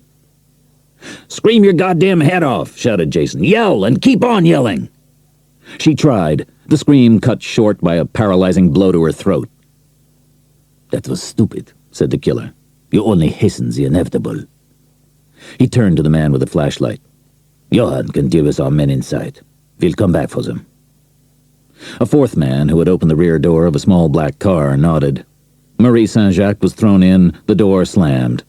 Johann started for the flophouse as the car bolted away, its twisted chrome bumper disappearing into the shadows. Jason felt sick. Inside that car was a woman he'd never seen until a few hours ago, and he had killed her. "Suppose I paid you," he suggested. "You know I've got funds." "That is relative to the time one has to enjoy it. I wouldn't have 5 minutes." The killer turned to his subordinate. "Put him inside. Strip him. I want photographs of him naked, before and after he leaves us. He'll find a lot of money on him. I want him holding it. I'll drive." He looked again at Bourne. "Carlos will get the first print, and no doubt I'll be able to sell the others. Magazines pay outrageous prices." A powerful arm shot over Bourne's shoulder. A gun jolted his spine as he was dragged into the car. The man holding him was a professional. Even without his wounds, it would have been impossible to break the grip. The car sped down the Steppdeckstrasse and swung south. The gunman tore at Jason's clothes. In seconds, passport, papers, cards, money, all the things essential to his escape would be taken from him. It was now or never. "My leg! My goddamn leg!" He lurched forward, right hand fumbling under his trouser leg. He felt the automatic, held it as the soldier pushed him back and rolled with the blow, the automatic now at his waist, pointed directly at his attacker's chest. He fired twice. The man arched backwards, his heart punctured. "Put it down!" yelled Bourne, swinging the gun over the edge of the front seat, pressing it into the base of the driver's skull. The killer let his gun fall. "We will talk," he said. "We are professionals." The car lurched forward, gathering speed. Ahead was traffic. They were entering the busier city streets. "You want to get out of Zurich? I can get you out." "We'll talk," lied Jason. Everything was split-second timing. There were now two killers in a speeding cage. Neither was to be trusted, and both knew it. One had to use that extra half-second, the other would not. "Break!" "Drop your gun next to mine." Jason released it. The killer transferred his foot to the brake. The arrow on the speedometer swung left. 30 kilometers, 18 kilometers, 9 kilometers. It was the moment for the extra half-second of effort. Jason grabbed his neck, yanking him up, then thrust his bloody left hand forward, smearing the killer's eyes, surging his right hand down towards the guns. He gripped a butt, shoving the killer against the door, and jerked the wheel right towards a pyramid of rubbish on the pavement. The car plowed into the debris like a somnambulant insect. Bourne jabbed the trigger. His would-be executioner went limp, a dark red hole in his forehead. Jason shoved the body across the seat, climbed behind the wheel, and backed out into the street, breathing deeply, trying to control his involuntary trembling. He pulled the gear into drive. The car started forward. He knew vaguely where he was, and more important, where the Gizanki met the Limat. Perhaps Marie Saint-Jacques was already dead, but he could not abandon her without finding out. Bourne found the place by the tire marks on the otherwise spotless white of a vehicle entrance to a deserted park. He pushed the pain out of his mind, picked up the spectacled man's gun, and checked the clip, then extinguished his headlights and coasted into a field of black asphalt. 200-odd yards ahead was the dark line of the embankment that contained the currents of the Limat. Beyond it, the lights of boats on the lake bobbed in stately splendor, and beyond those were the stationary lights of the old city. Jason's eyes took the backdrop in, looking for shapes in front of it. An outline, darker than the wall, 100 yards away, 90, 85. He cut the engine and rolled to a stop, looking and listening. He heard the wind off the water. Then a cry, low-throated, fearful. Bourne got out of the car, gun in his right hand, torch in his left. He walked towards the black shape, each step a study in silence. The twisted chrome bumper glistened in the night light. 4 slaps in rapid succession, muted screams of terror, thrashing movement. Inside the car. Jason crouched, stepping round the boot towards the right rear window. He rose slowly then, using sound as a weapon, shouted as he switched on the torch, "You move, you're dead!" What he saw filled him with revulsion and fury. Marie Saint-Jacques' clothes were torn away, hands were kneading her breasts, separating her legs. "You son of a bitch!" There was a shattering of glass. The rapist had crashed his heel into the window. Glass flew out. Jason limped backwards to avoid the spray. The door swung open. A blinding spit of light accompanied the explosion. Hot pain spread through Bourne's right side. He squeezed the trigger. The bullet hit asphalt. The executioner had rolled into the darker blackness. Dragging his leg, Jason raced to the cover of the open door. "Stay inside!" he yelled to Marie Saint-Jacques. A running figure was silhouetted above the wall. Bourne fired twice. The figure staggered, but ran on. Dim lights squared in frames. He looked to the left and saw a small brick structure. Lights had been turned on inside. Someone had heard the shots. "Was ist? Wer ist da?" The shouts came from a stooped old man standing in a lighted doorway. Racing footsteps, and the light went out. Jason could see the killer pulling the watchman away, using him as a shield. There was a final shot, followed by a guttural cry, and again racing footsteps. The killer had escaped. Bourne could run no longer. The pain had finally immobilized him. He lowered himself to the pavement. He simply did not care. The Saint-Jacques woman crawled out of the car, holding her clothes. She stared at Jason, horror and confusion coming together in her eyes. "Go," he whispered. "There's a car back there. The keys are in it. Get in it and go like hell. If anyone tries to stop you, run them down. Reach the police. Real ones with uniforms, you damn fool. His throat was so hot, his stomach so cold. You saved my life, she said hollowly. You came back for me and saved my life. He heard her through mists of pain. He saw her kneeling, touching his face, his head. Then she wasn't there. He let himself drift. A noise intruded, a motor. A hand was on his arm, then another, pulling him up. All right. You're all right, said a voice. Lift your foot. That's right. Now, ease yourself back. Slowly. He was falling in the pitch-black sky. And then the falling stopped, and he felt nothing. Shapes came slowly into focus, lit by table lamps. He was in a fairly large room on a narrow bed.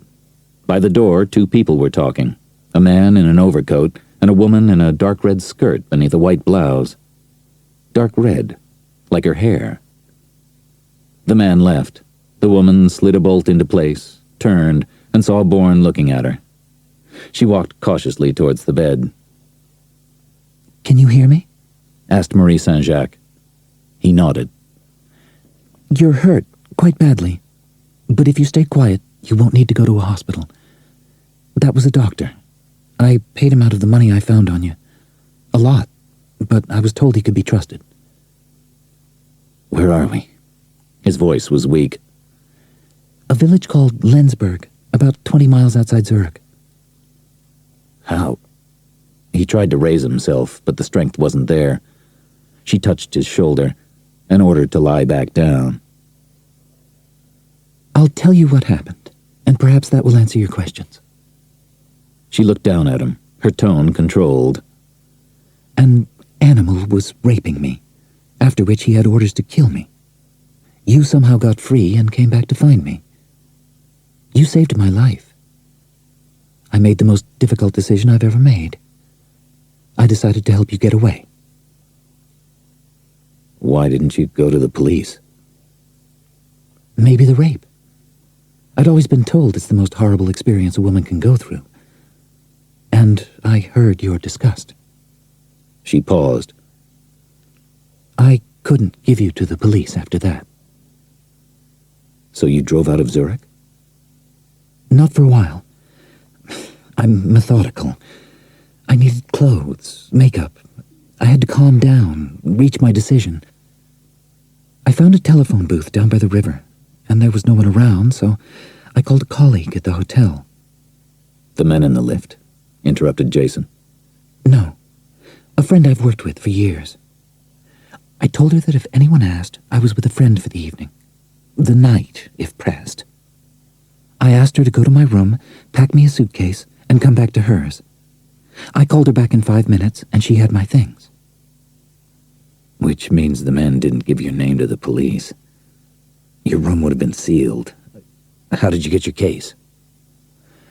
She told the night maid I had a secret tryst, and asked if she could suggest a way to get it to me.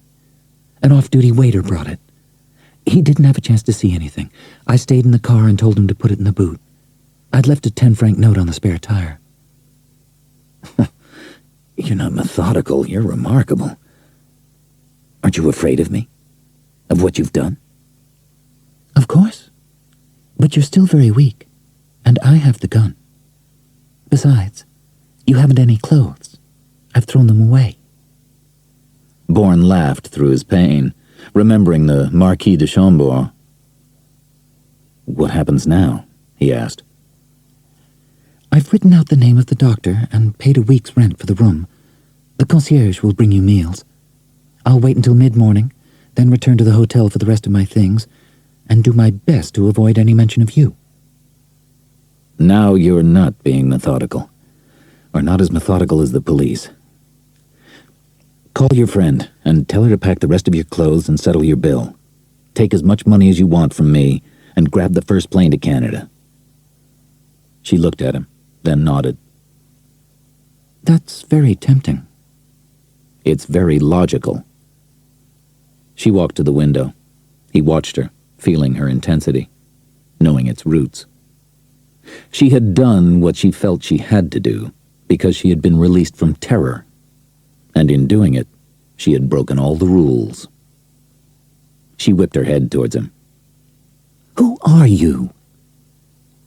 You know almost as much as I do. My life began 5 months ago on a small island in the Mediterranean called Ile de Port-Noir. Bourne lay back, exhausted. There was nothing more to say.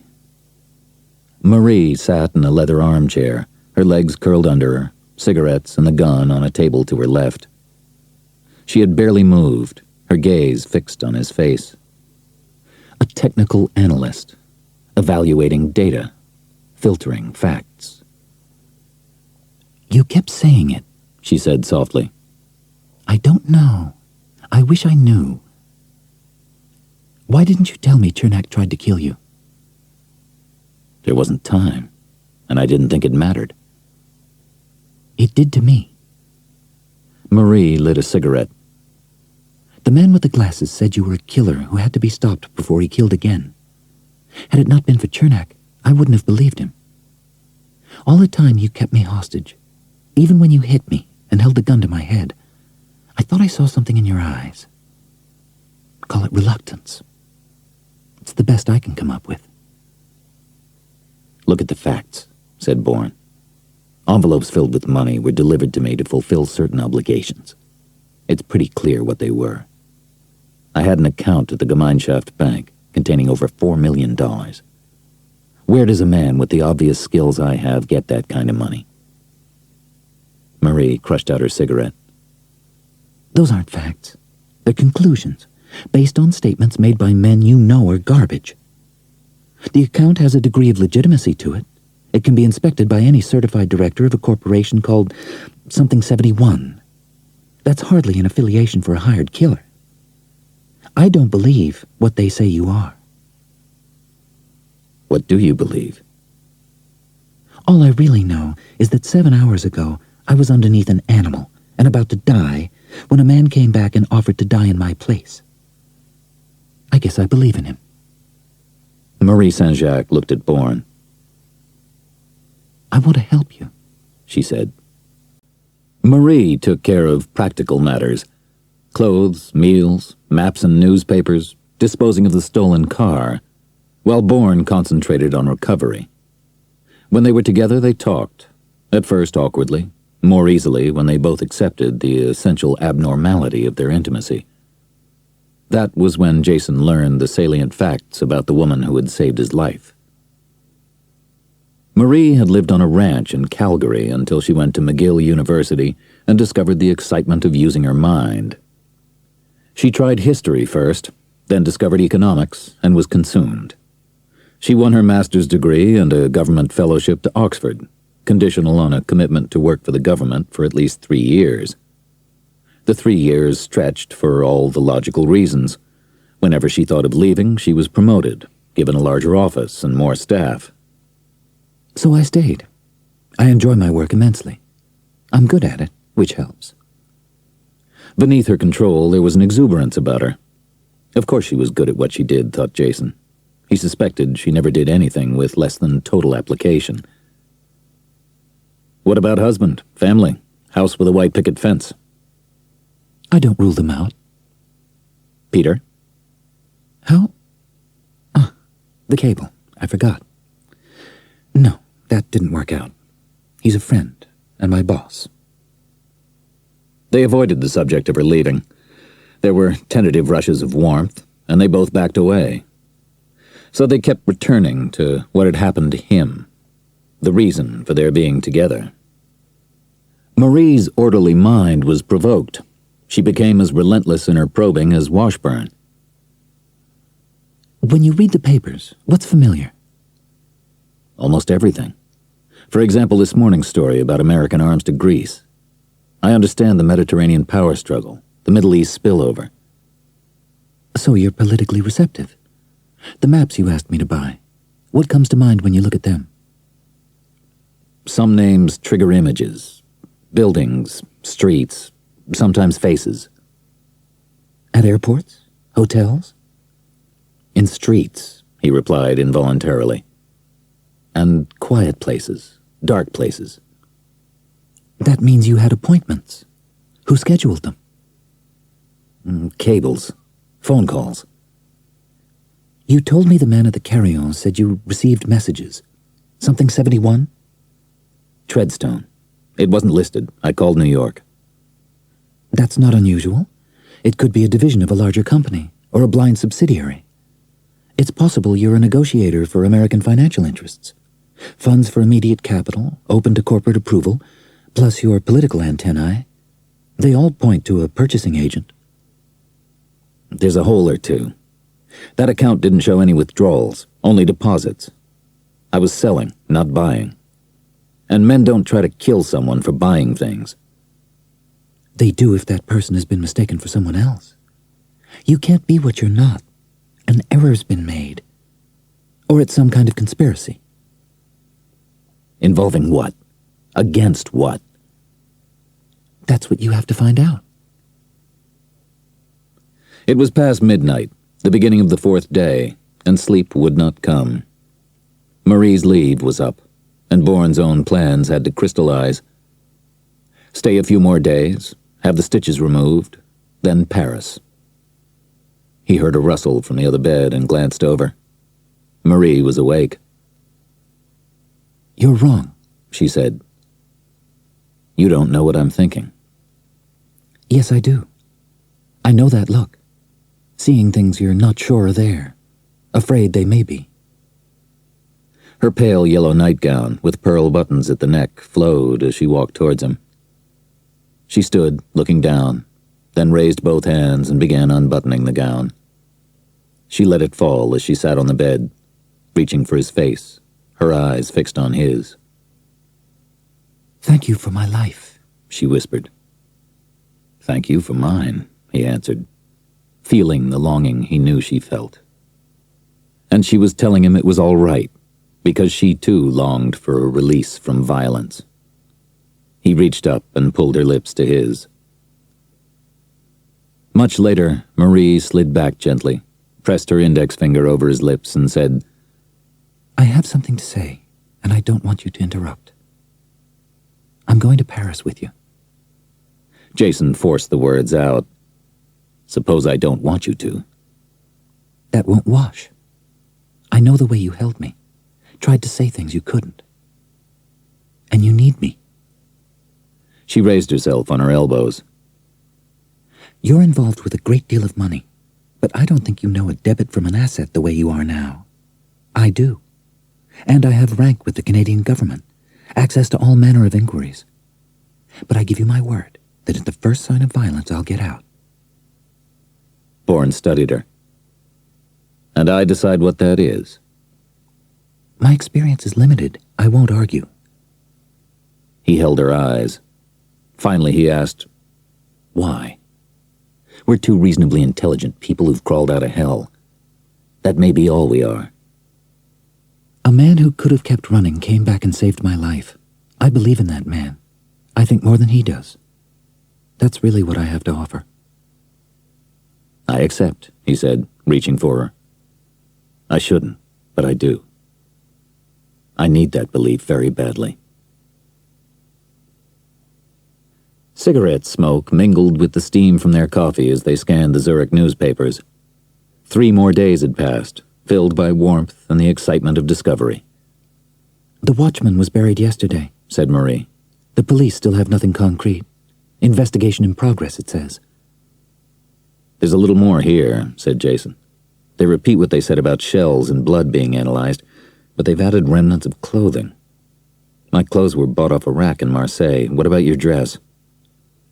The silk came from a bolt bought in Hong Kong and was made up by a woman in Ottawa. Good. Bourne picked up his coffee. You said you were at the conference looking for alliances. Did you learn anything? Nothing startling, Marie said. Some odd economic bedfellows who may be using Canadian figureheads to buy up Canadian properties. They wouldn't mean anything to you. I'm not prying, countered Jason. But did you put me in one of those beds? Not with respect to Canada, but in general. I don't rule it out. It's one thing I can put a trace on, but I want to do it over a phone, not written in a cable. If there's a Treadstone 71 behind a multinational door, there are ways to find it. I'll call Peter, tell him I ran across the name, and ask him to make a covert search. Then I get in touch with the directors? Cautiously, said Marie. through intermediaries, because they haven't tried to reach you in nearly 6 months. We don't know that. The bank does. Millions of dollars left untouched, and no one's bothered to find out why? As if you'd been abandoned. It's where the mistake could have been made. Bourne looked at her. You're saying Treadstone thought that mistake was the truth. So whatever your friend Peter learns, nothing's really changed. Men want to kill me, and I don't know why. Interpol has its nets out for me, and if I walk into one, I don't have any answers. I'm guilty as charged, because I don't know what I'm guilty of. He got up. Mobility was coming back, the wounds less severe than his imagination had painted them. The answer's in Paris, he said. I know it as surely as I saw those triangles in Zurich. I just don't know where to begin. I'm waiting for an image, a word, or a book of matches to tell me why someone named Carlos will pay for my corpse. There was a crash. Marie had dropped her cup and she was staring at him, her face white. Carlos? You said Carlos? In all the hours we've talked, you've never mentioned him. Bourne looked at her blankly. You seem to know. Who's Carlos? He's called the Assassin of Europe, believed to have killed between 50 and 60 prominent figures over 20 years, Marie said. It's thought he operates out of Paris. The stooped old man in the threadbare coat, beret in hand, walked down the left aisle of the church in the village of Abridged, 10 miles south of Paris. The Angelus was ringing. He stood at the fifth pew and waited, knowing that during the peals another man circled the church and studied everyone inside and outside.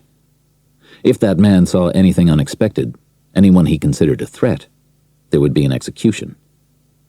That was the way of Carlos, and only those who understood it, all old men whose lives were running out, took work as his messengers. But if one died in his service, money would find its way to old women or their children. There was a sense of purpose in working for Carlos, and no lack of generosity. The bells stopped. The messenger walked to the confessionals and stepped inside the fifth booth, sat on the wooden bench, and looked at the hooded silhouette in the holy enclosure. Angelus Domini, he said. Angelus Domini, child of God, whispered the silhouette. Are your days comfortable? They draw to an end, replied the old man, the proper response. But they are made comfortable. Good, said Carlos. Did you get the particulars from Zurich? The hourly dead, and 2 others. Another was badly wounded. Kane disappeared. They think the woman is with him. The man ordered to kill her has not been heard from. It's possible she was never a hostage at all, but bait. Here are my instructions. Are you ready? The old man reached into his pocket for the stub of a pencil and a scrap of paper. Very well. Telephone Zurich. I want a man who can recognize Kane in Paris by tomorrow. Koenig is to send his tape to New York from the postbox in Village Station, and our team to take rooms within a block of the bank on Rue Madeleine. The pretender will be taken at the source of his misplaced pride. Bourne watched as Marie passed unchecked through security at Bern Airport at 4 in the afternoon, the busiest hour for flights to Paris, then started for the Swiss Air Lounge. George P. Washburn had a reservation on the 4:30 plane to Orly. They would meet at a café Marie knew, au coin de Cluny, or, if it was no longer there, around 9 o'clock on the steps of the Cluny Museum. 6 months ago, a man was killed, his death reported on the front page. The Sorbonne had one of the most extensive libraries in Europe, and it was open in the evenings. In the Chambre des Journaux on the first floor, Bourne lifted the first 10 weeks' worth of papers from 6 months ago from their spindles, carried them to a vacant table, and flipped through the front pages. Great men had died, others had made pronouncements. The dollar had fallen, gold risen, but no one had been killed who warranted headlines. Jason returned to the racks and went back further. Nothing. An error could be made in either direction. He pulled out the papers from 4 and 5 months ago. Ambassadeur Leland est mort à Marseille. The headline exploded off the page. His breathing stopped, his eyes on the name. He knew it. He could picture the face. Thick brows, a blunt nose, and high cheekbones above thin lips, topped by a perfectly groomed mustache. Ambassador Howard Leland had had his head blown off by a single shot from a high-powered rifle fired from a Marseille waterfront window. Bourne did not have to read on to know that Howard Leland had been Admiral Leland, Director of Naval Intelligence, before his embassy to Paris. He knew the motives for the assassination, too. Leland's main function was to dissuade France from authorizing massive arms sales to Africa and the Middle East. To a large degree, he had succeeded, angering interested parties all over the Mediterranean. The man who killed him would have been paid a great deal of untraceable money. Jason closed his eyes. He had been picked up at sea 5 months ago. Marseille, his presumed port of origin. It fitted too well. How could he know the things he knew if he were not that killer? One decision was clear. There would be no rendezvous with Marie Saint-Jacques. He had to put distance between them. She could not be involved with a seller of death. He stared at the terrible headline. Thursday, 26th August, Marseille. A date he would remember for the rest of his life. The 26th of August? It couldn't be. How often had Washburn gone back over every fact, every phrase? Too often not to remember. You were brought to my door on the morning of Tuesday, August 24th. He had not killed Howard Leland. The pain receded. He had found one concrete lie. Where there was one, there could be others. Bourne looked at his watch. It was 9:15. Marie would be waiting on the steps of the Cluny Museum. He replaced the newspapers and started for the door. Her arms were folded against the wind, anxious eyes searching the street, afraid that what she wanted to see would not be there. She saw him, and her face became radiant. She rushed to him as he raced towards her. They came together, and for a moment neither said anything, warm and alone on the Boulevard Saint-Michel. I waited and waited, she breathed finally. I was so worried. Are you all right? Better than I've been in a long time. 6 months ago a man was killed, remember? But I didn't kill him, said Bourne. They found a hotel with an air of faded elegance in Montparnasse. Jason closed the room door, nodding to the porter, whose indifference had turned to indulgence on receipt of a 20-franc note. He thinks you're a provincial deacon flushed with anticipation, said Marie. I hope you noticed I went right to the bed. Bourne crossed to her and took her in his arms. Thanks for my life, he said. Any time. She reached her hands up to his face. But don't keep me waiting like that again. I nearly went crazy. I was sure someone had recognized you. No one knows what I look like. The men in the Steppdextresse saw a dark-haired man with a bandage on his head and a limp, in shadow. How good are you with a weak solution of peroxide? Blondes have more fun, they say. She kissed him. Tell me about that incident 6 months ago. He told her everything, save the brief moment when he thought he would never see her again. I'm still not sure. I knew that man, and I was in Marseille 48 hours before he was killed. Why was I? Why do people think I killed him? Jason walked to the window, looking down on the lights of Montparnasse. I keep spinning in the wind, and every time I try to get to the ground, I'm thrown back up again. I can't deal with your unconscious, Marie said. A psychiatrist might... No, he shouted. Why? She asked. Bourne stared at her, then out of the window again. Because I'm afraid. I have to know enough to make a decision. But maybe not everything. A part of me has to be able to tell myself that what was isn't any longer. I want arrows pointing in one direction or the other, telling me whether to run or not. Then let's find them, Marie replied. It's barely 5 o'clock in Ontario. Peter can start the Treadstone search and give us a name at the embassy here who can help us at need. Would he know someone at the embassy? Peter makes it a point to know someone everywhere. It's one of his more useful but less attractive traits. The tall blond man wearing tortoiseshell glasses checked his watch under the afternoon sun on the crowded Rue Madeleine. He entered the telephone box and untangled the phone which had been hanging free of its cradle, a sign that it was out of commission. It reduced the chance that the box would be occupied. It had worked. Bourne took coins from his pocket, put them on the ledge, and leaned against the glass panel. The telephone rang. It's you? Asked Marie. It's me, said Bourne. Make sure you get the name and the location of the office. And Americanize your French. Tell him you're not used to the telephones in Paris. I'll call you back in 5 minutes. Good luck. Jason depressed the lever, released it, and dialed the number he had memorized. Banque de Valois, bonjour. I need assistance, said Bourne. I recently transferred sizable funds from Switzerland by pouch courier. I'd like to know if they've cleared. I'd prefer speaking only with an officer of the bank. Very well, sir. I'll switch you to the office of Vice President Damacor. Monsieur Damacor's secretary was less accommodating, but Bourne soon got the vice president on the line. Are you Damacor? Asked Jason. I am Antoine Damacor, yes. And who is calling?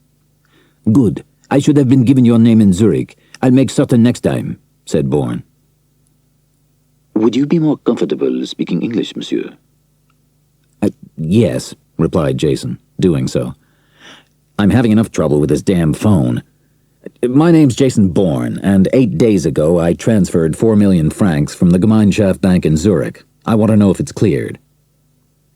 I should explain that confidentiality excludes confirmation of transactions to unknown parties over the telephone. I suggest you come to the bank.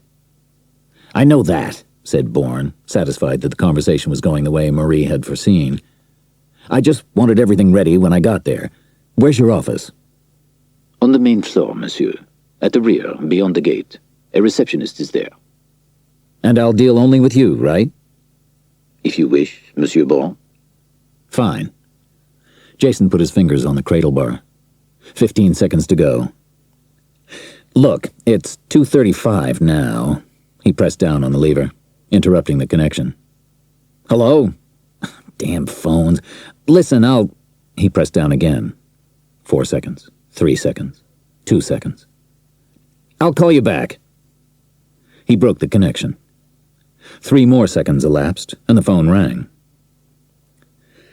His name's Damacor. Office on the main floor, rear. Got it, said Marie, hanging up. Bourne dialed the bank again. Je parlais avec Monsieur Damacor quand le téléphone Moment, monsieur. Monsieur Bourne, you were saying? Yeah, I'll get there by 3 o'clock. I look forward to meeting you, monsieur. Jason left the box, letting the phone hang free, and walked to the shade of a shop canopy. He waited, his eyes on the bank, remembering another bank, and sirens on the Bahnhofstrasse. If Marie was right, there would be no sirens on the Rue Madeleine. The slender woman in the wide-brimmed hat hung up the public phone on the wall of the bank's lobby, took out a compact, and checked her makeup, angling the small mirror first left, then right. Satisfied, Marie walked towards the rear of the main floor, stopped at a marble counter, and began writing aimless numbers on a form. Less than 10 feet away was a small gate, flanked by a low wooden railing. Beyond it were the desks of lesser executives, behind them secretaries in front of 5 doors in the rear wall. The name was in gold script on the center door. M.A.R. Damacor, Affaires étrangères, Premier Vice-Président. There was a flurry of activity. The secretary in front of Damacor's office rushed in with her notepad, re-emerged, and picked up the phone. She dialed 3 digits, an inside call, and spoke, reading from her pad. 2 minutes passed. The door of Damacor's office opened, and the vice president stood in the frame. He was middle-aged, but striving to look younger. His thinning dark hair brushed over the bald spots. His darting eyes were fleshy. He barked a question and went back into his office. A green light suddenly appeared above 2 panels of dark wood in the left wall. The lift opened, and an elderly man walked out, carrying a small black case. Marie stared at it, experiencing both satisfaction and fear. She had guessed right. The secretary escorted the man into Damacourt's office and came out immediately, closing the door behind her. Marie wanted one more fragment of evidence, and it would be hers if she could get a clear view of the secretary's desk.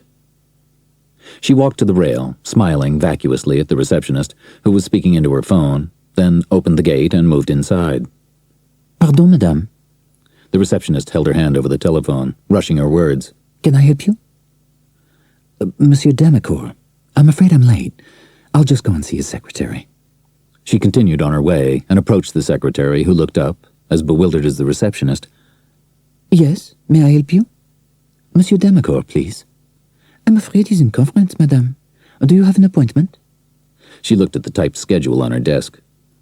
I don't have anyone listed for this time. Oh dear, exclaimed Marie in confusion, consulting a diary she had fished from her bag. It's tomorrow. I'm so sorry.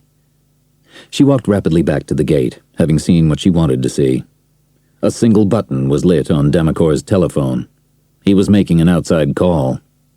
The account belonging to Jason Bourne had special instructions attached to it. Keeping the bank entrance in view, Bourne looked at his watch. 8 minutes to 3. 3 well-dressed men walked rapidly up Rue Madeleine, excusing themselves as they passed slower pedestrians with un-Parisian courtesy. The man in the middle was the one named Johann, who had seen Jason Bourne in Stepdeckstrasse. Johann and the man on his right went inside the bank. The third man stayed by the door.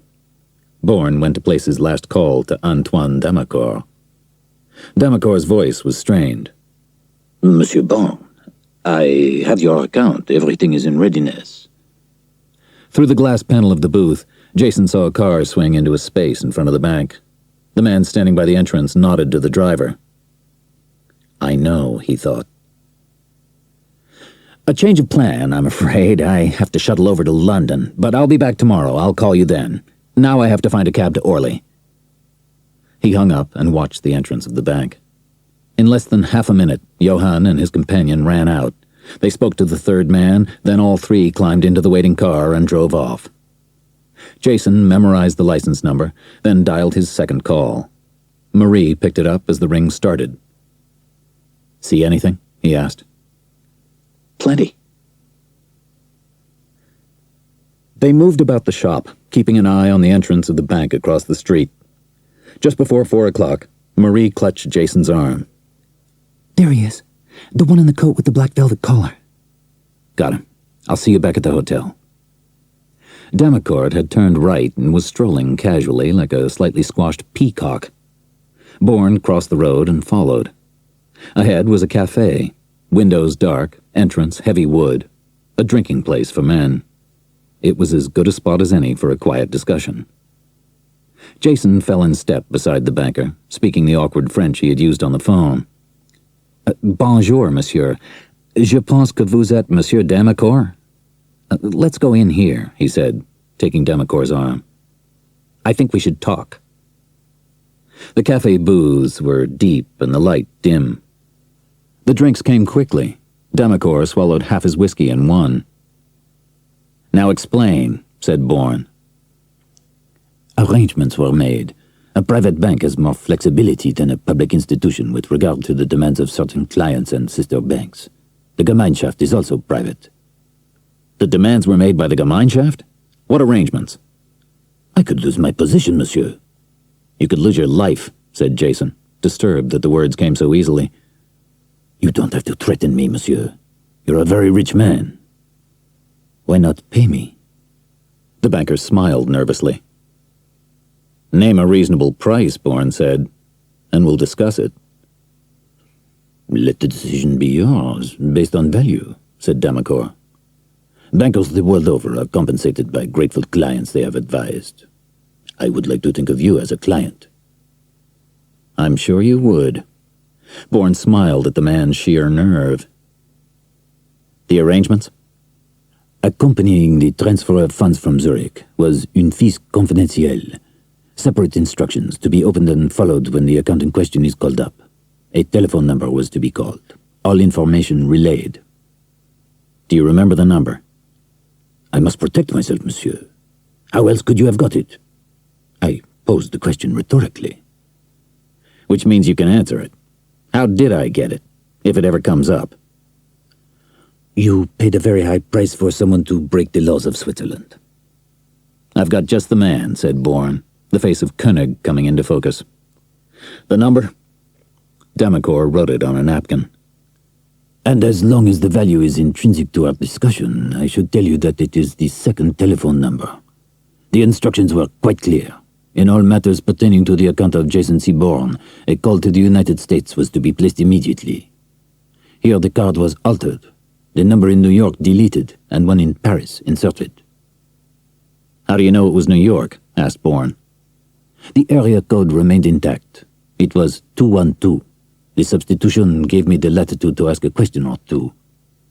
Demacor fingered his glass. I'm thinking, monsieur, perhaps you should have a figure in mind before I proceed. Bourne studied him. It could be 5 figures, he said. I shall proceed. I spoke to a woman and explained the position. She was anxious to know the substance of our conversation.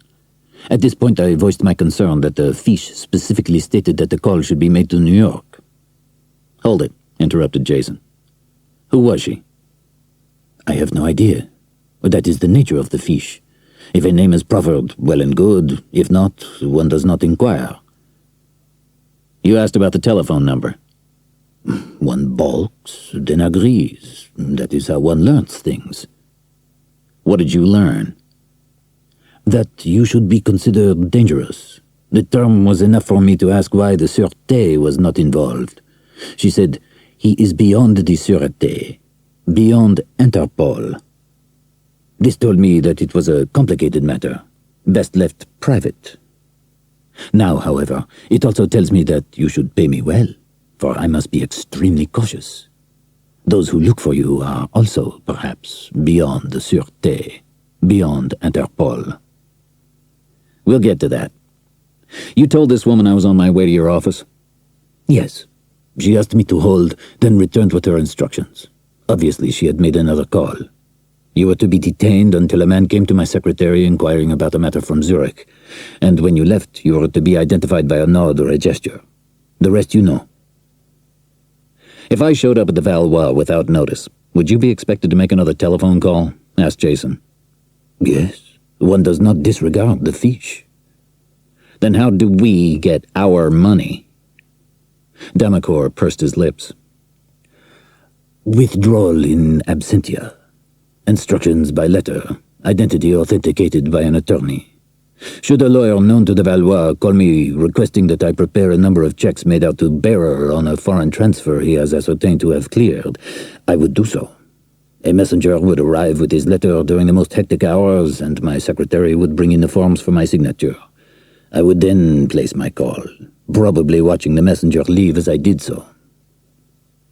You wouldn't by any chance have in mind the name of an attorney?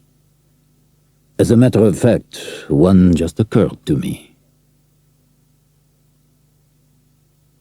Une fiche confidentielle, said Marie. I knew a flag was attached to your account, but I assumed someone had been bribed to forward information. This is different. That account was established with the fiche as part of its activity at the very beginning. And considering the latitude of your access, it's possible you were aware of it. Treadstone 71, said Jason. But someone was bribed. Koenig. He substituted one telephone number for another. Carlos. Why? Marie sat forward. There's a bookshop on Boulevard Saint-Germain that's run by a magazine freak.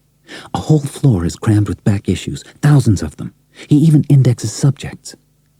I'd like to find out if Carlos is listed. Okay. In the meantime, call that chap at the embassy. Bourne handed her the paper napkin with the telephone number on it. He had added the license of the car that had raced away from the bank. See what he can do. Marie went to the telephone. Denis Corbelier. Peter said he's as knowledgeable as any attaché in the embassy. They were classmates at uni.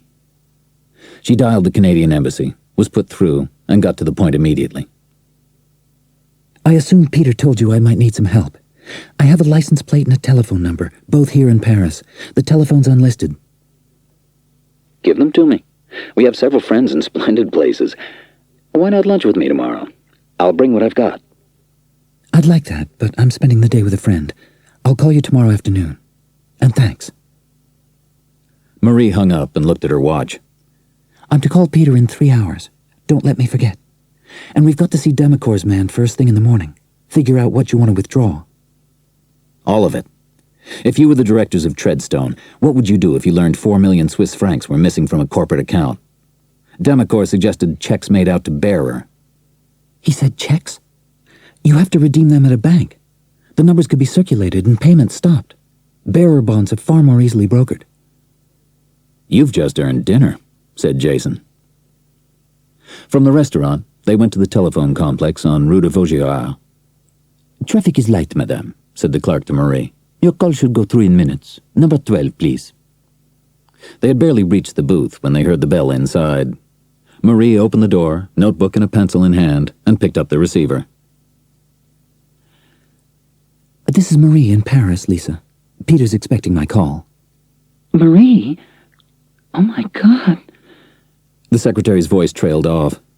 There was a rustle of movement, the phone being passed to someone else. Marie, this is Alan, said the first assistant director. I wish I could make this easier for you, but I don't know how. Peter's dead, Marie. He's what? What happened? We don't know. He told Lisa he was going to the airport to meet someone flying up from Washington. The police found him an hour ago in one of the freight tunnels. Shot in the throat. An old man with hollow eyes and white stubble limped into the confessional. Angelus Domini, he said. The formula complete, the hooded silhouette said, Zurich. They found the man from the Guison Quay. Kane shot but did not kill him. He killed the watchman. He admits it. It could be the most intelligent thing he did. Does he have his gun? Your people do. There is a prefect in the Zurich police. That gun must be given to him. Kane is elusive, the woman less so. We trap her. We trace him. Is your pencil ready? Bourne held Marie in the confines of the glass booth. She was shaking, gasping, her eyes glazed. They killed Peter. Jason, I'm frightened. Treadstone? Who else? He went to the airport to meet someone and he was killed. Shot in the throat, she whispered. Bourne took her arm. Let's get out of here. We'll get you a drink, then find that bookshop in Saint-Germain. There were 3 magazines under the Carlos Index, a 4-year-old Time and 2 issues of Le Globe. They bought all 3, took a taxi back to the hotel, and began reading. After several minutes, Marie bolted up.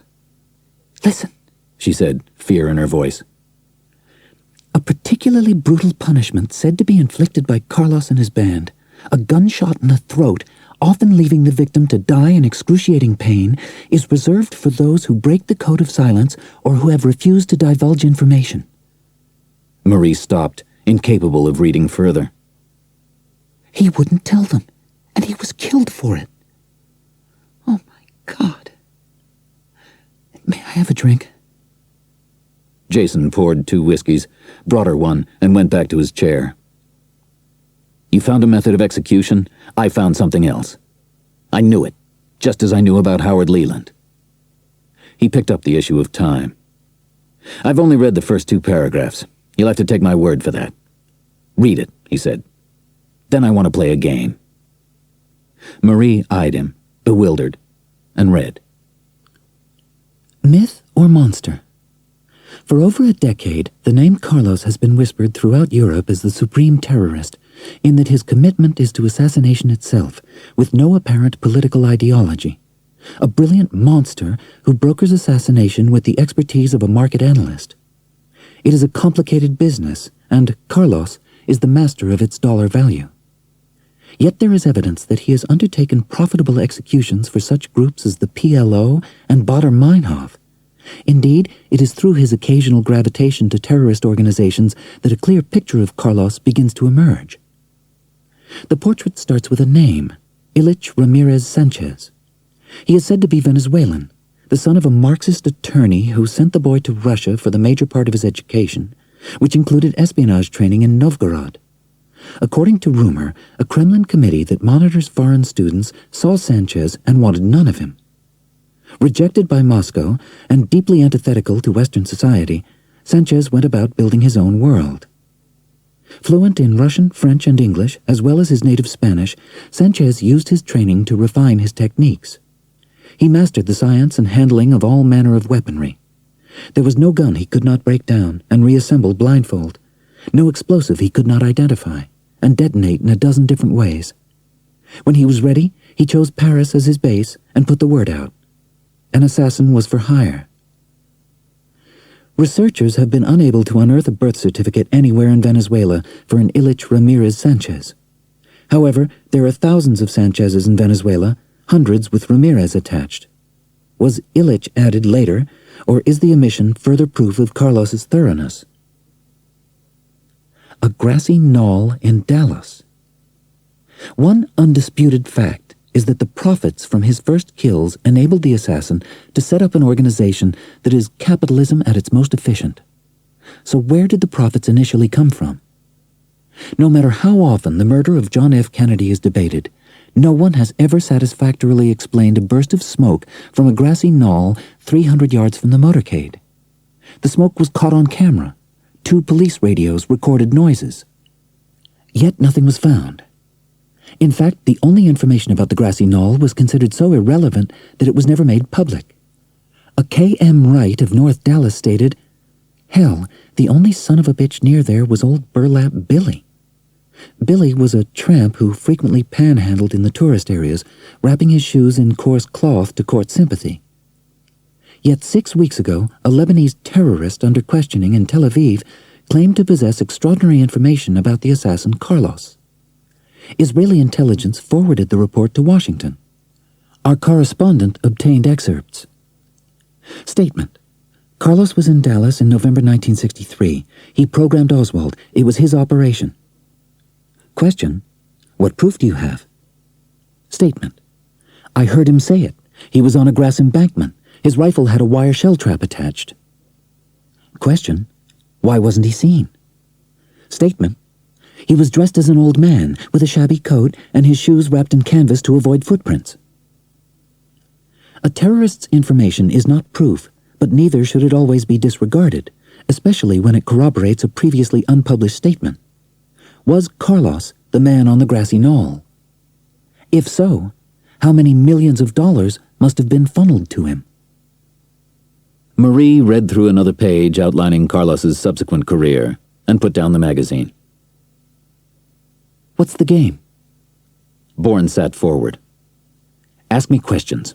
Anything that's in there. Let's hear my responses. Marie raised the issue of time. Beirut, she said. CIA station head, posing as an attaché, gunned down in the street, $300,000. Marie looked at him, then went back to the magazine. Baader-Meinhof. Stuttgart, Regensburg, Munich, 2 kills and a kidnapping. Baader accreditation. Fees from... Bourne stopped, then whispered in astonishment. U.S. sources. Novgorod. Espionage compound. Communications. Ciphers. Sanchez is a graduate. Jason, you read that here. I didn't. Keep going. Paris, said Marie quickly. All contracts will be processed through Paris. Whose contracts? Carlos's, said Bourne, as if in a daze. No, he shouted, lunging up from the chair. Our contracts. It's why I had to come to Paris. He spun round and walked to the window, gripping the frame. We're looking for the truth. Maybe we've found it. What are you trying to tell me? You're Carlos? Oh, God, no. Carlos wants me dead, and I know I don't speak Russian. I must have defected from him. I could have sold out to a higher bidder, said Bourne, or stolen huge sums of money. Either would explain the account in Zurich. And Leland, Marseille, Beirut, Stuttgart, all the unremembered facts that want to come out. Especially why I avoided his name. I'm afraid of him. There was a moment's silence. Then Marie nodded. You want to believe that because it gives you an answer. Maybe not the one you want, but better than nothing. But it doesn't fit. If you were afraid of Carlos, and heaven knows you should be, Paris is the last place you'd go. Jason walked to the bureau and poured himself a drink. I love you, he whispered. Then let's run, Marie said, taking a step towards him. As fast and as far as we can. Bourne could feel sweat breaking out on his forehead. Stop it, he roared, slamming the glass down. I can't run. I've got to know. Marie rushed to him. I know. But you had to say it, not me. The funny thing is that I could run. I could get on a plane with you tonight, disappear, and not look back. But you couldn't. Just disappear? Asked Jason. What about your family? Your job? I'm not a fool, she answered. I'd request extended leave for personal reasons. The department would understand. Peter? Yes. She was silent for a moment. In spite of the flaws, underneath there was such decency. It's not the meek who are inheriting the earth, Jason. It's the corruptors. And I have an idea that the distance between corruption and killing is very short. He brushed his lips against her hair. I should throw you out, he said. I can't do it. And I wouldn't go. Marie did most of the talking at the lawyer's next morning, demanding dollar-bearer bonds in denominations ranging from 20,000 to 5, all series to be broken up in threes, international guarantees with every fifth lot of certificates. It made them so complicated that tracing them would be beyond the facilities of most banks. When the irritated lawyer had nearly concluded his telephone conversation, Marie held up her hand. Monsieur Bourne asks that Monsieur Demacoeur also draw 200,000 francs in cash, half with the bonds, 75,000 for himself, and 25,000 for you. Needless to say, no specific record is required. Irritation vanished. The arrangements were made, and an attaché case provided for the withdrawal, to be taken by courier to the Pont Neuf at 3 o'clock. The client would identify himself with a piece of leather cut from the case, and the words, Herr König sends greetings. We recognize the demands of the fiche must be carried out, said Marie finally. However, we also recognize that timing can be advantageous to Monsieur Bourne. Were he not to have that advantage, I, as a member of the International Banking Commission, would feel compelled to report certain aberrations I have witnessed. I'm sure that won't be necessary. C'est vrai, madame. In banking and law, timing is everything. You have nothing to fear. Bourne gave the silencer a final turn, shoved the gun into his belt, and buttoned his jacket. Marie was sitting on the bed, her back to him, listening to Denis Corbelier. When he finished, she thanked him and hung up. He doesn't know about Peter, she said. That's odd. Very, agreed Bourne. They'll have checked Peter's telephone logs. He'd placed a call to Corbelier. Call Ottawa. Find out why. What did he tell you? Marie looked at her notebook. The car was rented at de Gaulle Airport to a Jean-Pierre Larousse. The telephone number's a private line belonging to a fashion house on Rue Saint-Honoré. Les Classiques. René Bergeron designs for them. I know about him because my dressmaker back home copies his designs. Why didn't Corbelier know about Peter? He was found 18 hours ago, and he was important in the Canadian government. It's probably the time zones. I'll pick up an afternoon paper. Bourne went to the wardrobe for his coat, conscious of the hidden weight in his belt. I'm going.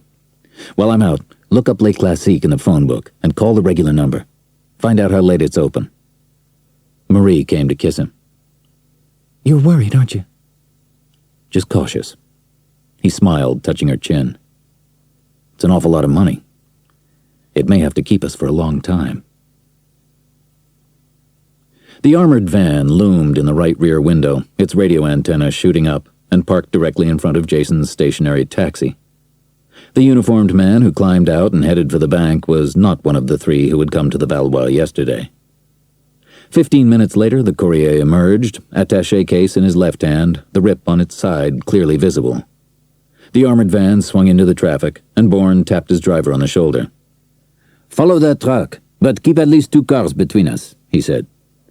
The driver turned, alarmed. "Oh, I think you have the wrong taxi, monsieur. Take back your money." "I'm with the company, you damn fool. It's a routine check." Oh, pardon, monsieur. We will not lose it." The driver plunged into the combat of traffic. The van took the quickest route to the Seine and turned towards the Pont Neuf.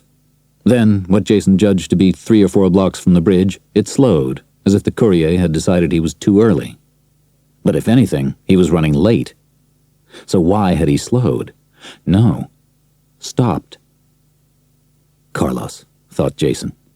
The assassin had bought his way into the courier service. This particular courier was making sure his soldiers reached the Pont Neuf in time. "Stop here," said Bourne to the driver. "My company will pay you an extra 100 francs if you go to the front window of that van and say a few words to the driver. We're testing him. He's new." "Oh, I just go to the window and say a few words. I don't want trouble. My firm's among the most respected in France. You've seen our trucks everywhere." They walked towards the van. Jason stopped the taxi driver in the blind spot, holding out a 100-franc note. "Say, Herr Koenig sends greetings. Then add, the schedule's changed. There's a fare in my taxi who must see you. Have you got that?" The driver's eyes were on the money. "What's difficult?" They edged their way along the side of the van, Jason's back pressed against the steel, his hand gripping the gun under his coat. The taxi driver approached the window and tapped the glass. You inside!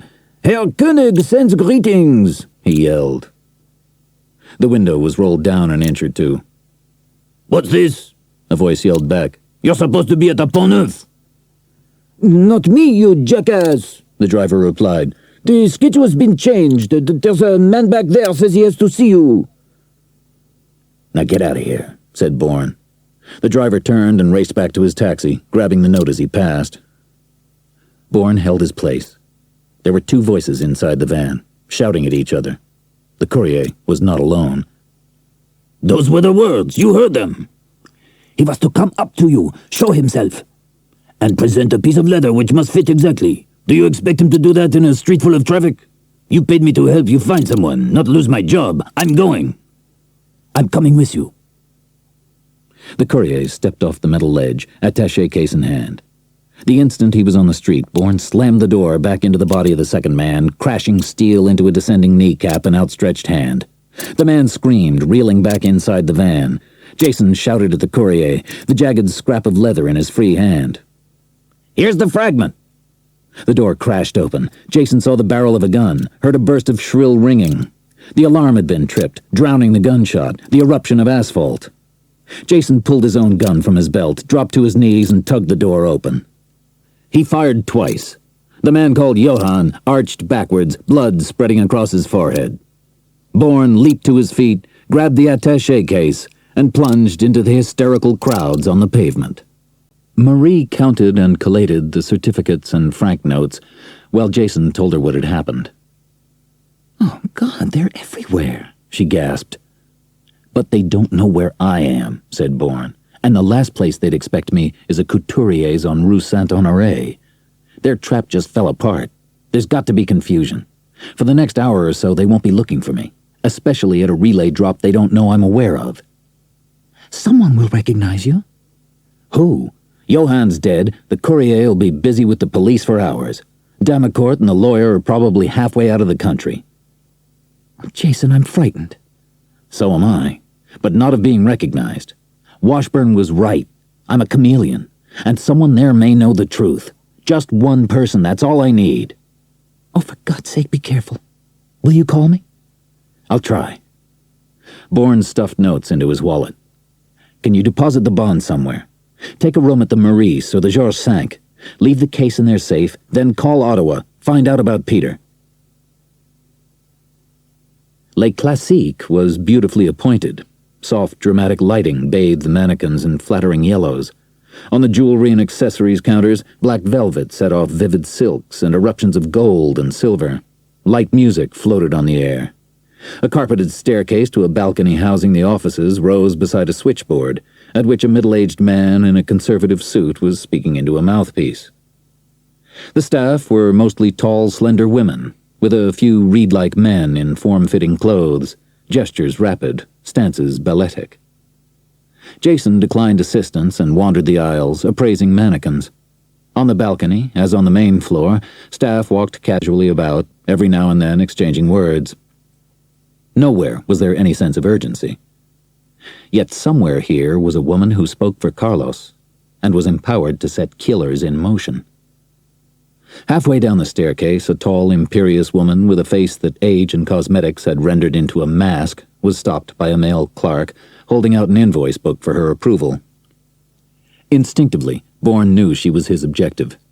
But the first moves had to be subtle. She had to come to him.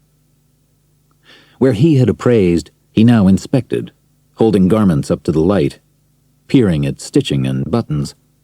A judge of fine clothes who knew what he wanted. The only items he didn't examine were the price tags. That interested the imperious woman, who kept glancing his way.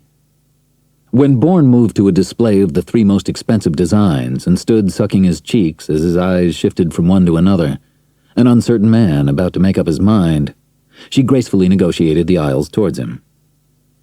"I see you've gravitated to our better items, monsieur," she said in English, a presumption obviously based on the practiced judgment. "But all our designs are exclusive. Our designer is René Bergeron, whose reputation grows each season. Think of them as the works of an emerging master." "I'll take these 3. I assume you have them in size 12, said Bourne. "Indeed, monsieur. But they will be fitted, of course." "The ladies in Cap Ferrat, but I'm sure there are decent dressmakers there if necessary." Bourne hesitated, improvising. "Can I see some others along these lines? Different prints, different cuts, but related, if that makes sense. I've had a long flight from the Bahamas, and I'm exhausted." "Perhaps monsieur would care to relax in my office, and I shall bring selections for your approval. And the method of payment, monsieur?" Thanks, I appreciate it. Cash, said Jason, sure that would appeal. A rigid smile cracked the mask, and a thin white hand was extended. "I am Jacqueline Lavier, managing partner. This way, monsieur." They started upstairs. Below, the operator was speaking into the mouthpiece, nodding almost wearily. Bourne stopped involuntarily. The profile. He'd seen that man before, somewhere in the unremembered past. Explosions, buffeting winds, tense silences. "Monsieur is taken by our switchboard?" said Madame Lavier. "It's a distinction we feel sets us apart from other houses, and that the telephone is answered by a cultured gentleman who has all our information at his fingertips." Nice touch, Bourne agreed mechanically. Where? Jacqueline Lavier's spacious office was the lair of an aging tigress, yet efficient. Papers piled on the desk, an easel displaying sketches, the walls lined with framed photographs of beautiful people, their beauty too often marred by false smiles. Jason was offered a drink and chose brandy. "Do sit, monsieur. I shall enlist the help of René if I can find him. I shan't be long." Nor would she, thought Bourne. Madame Lavier was not about to allow a tired, wealthy man too much time to think. Therefore, if anything here could shed light on Carlos's operation, it had to be found quickly. He circled the room, feigning interest in the photographs, but concentrating on the desk. Separate piles for invoices, receipts, bills, letters awaiting signature. An open address book, 4 names on the page. Each was a company, the contact bracketed, his or her position underlined. His eye fell on the edge of an index card, the rest concealed under the telephone. and barely discernible, a strip of transparent tape ran along the edge of the card, holding it in place. As Bourne reached for the telephone, it rang, shrill, unnerving. He stepped away as a man in shirt sleeves rushed through the open door from the corridor and stopped, startled by Bourne's presence. The phone rang again. The man walked to the desk and picked up the receiver. "Hello?" The newcomer listened, head down. He was tanned, muscular, of indeterminate age, his face taut, his lips thin, his close-cropped dark brown hair disciplined. The sinews of his arms moved under the flesh as he transferred the phone from one hand to the other. Pas ici à ce moment. Appelez plus tard. He hung up and looked at Jason. Où est Jacqueline? And who are you, monsieur? "Who are you?" René Bergeron. "Oh, Lord," Bourne said. "She's looking for you. You're the reason I may have to wire the Bahamas for a great deal of money." "The name's Briggs," said Jason. "Charles Briggs." A pleasure, monsieur." Bergeron extended his hand. "You say Jacqueline was looking for me. I shall find her." He left. Bourne returned quickly to the desk, eyes on the door, and moved the telephone aside, exposing the index card. On it were 2 telephone numbers. The first, a Zurich exchange, the second, Parisian. He memorized them, then put the telephone back. He was in an armchair when Madame Lavier swept back in, half a dozen dresses over her arm. "I met René on the stairs. He approves my selections. He also tells me your name is Briggs, monsieur." "I would have told you myself," smiled Bourne, countering the pout in Lavier's voice. "But I don't think you asked." "They're magnificent," he approved, going from one to another of the dresses she draped carefully over several chairs. "Yeah, I'll take these 3. Box them with the others, please." "Of course. The lady is fortunate." "A good companion, but a spoiled child. However, I've been away a lot, so I feel I should make peace." He smiled, taking out his wallet. "L'addition?" Madame Lavier pressed a button on the intercom. "Envoyez Janine ici avec les vêtements sur comptoir 5. Aussi la facture." "Another brandy, monsieur Briggs?" As Bourne accepted the refill, a tall saleswoman came into the office, invoice book in hand. Instructions were given, figures entered. The invoice book changed hands, and Lavier held it out for Jason's perusal. 20,060 francs, monsieur." Jason removed 6 5,000-franc notes from his wad and handed them to her. She gave them to Janine, who walked cadaverously out of the office with the dresses. "Everything will be packaged and brought up with your change." Lavier sat at her desk. "You're on your way to Cap Ferrat, then?"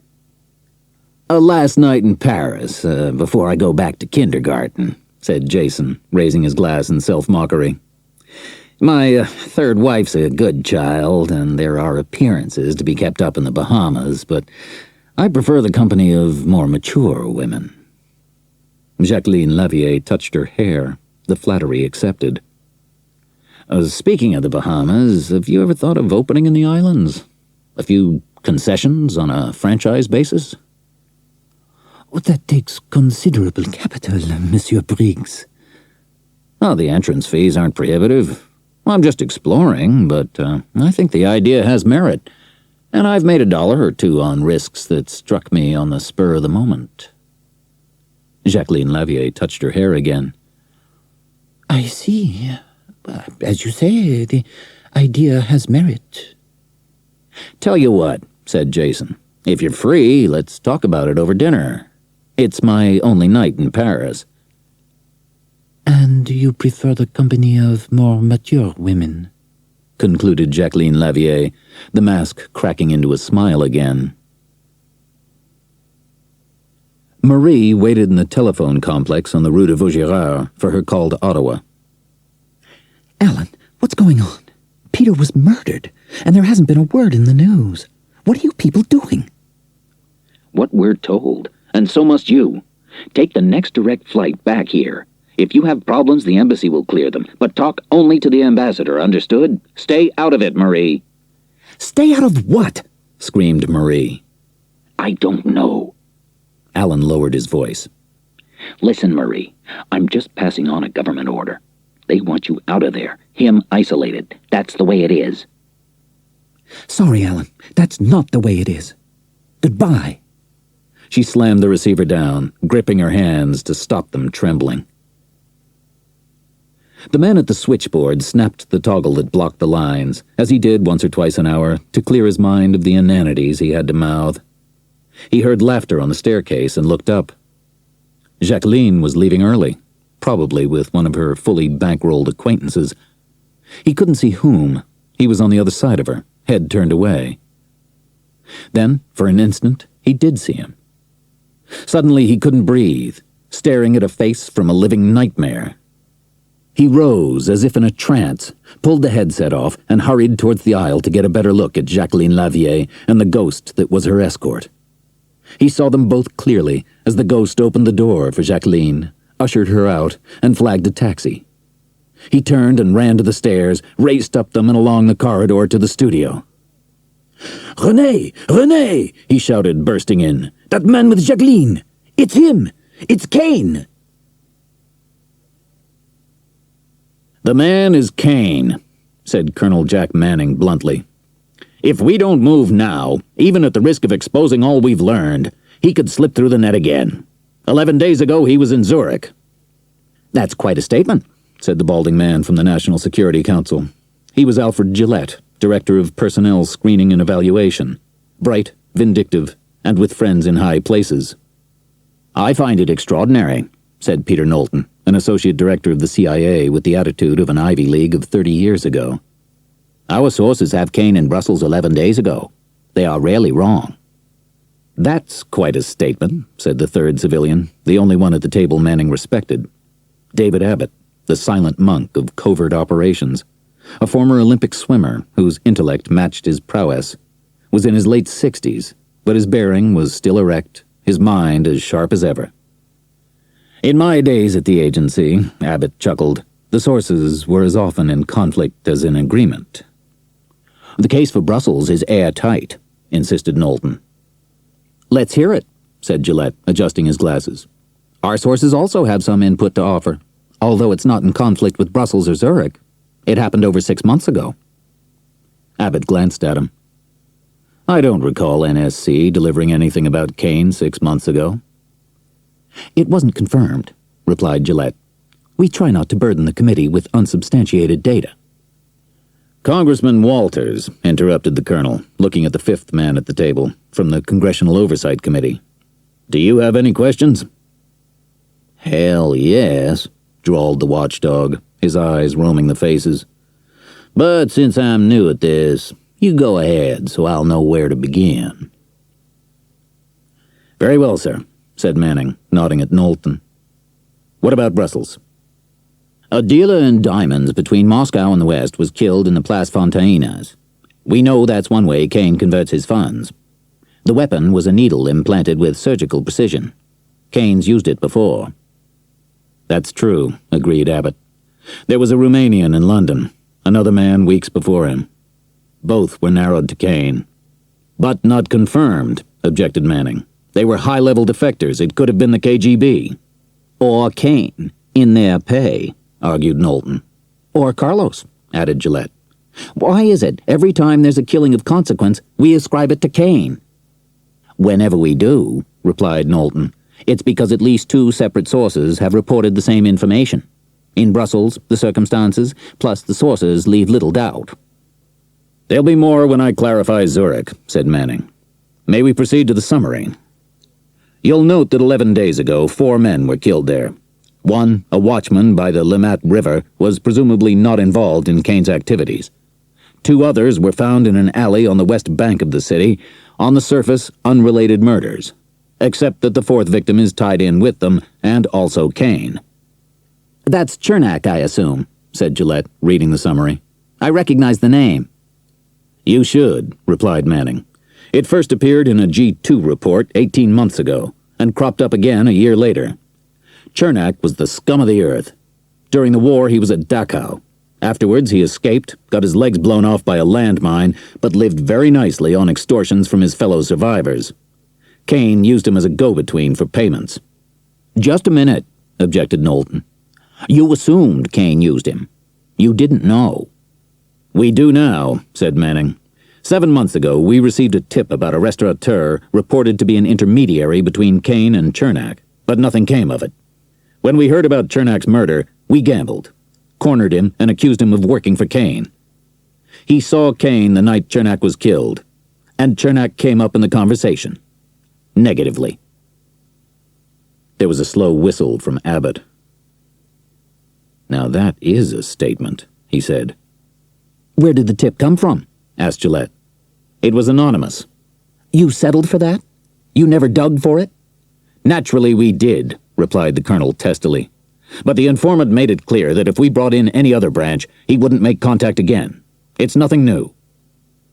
Silence, broken by Gillette's abrasive voice.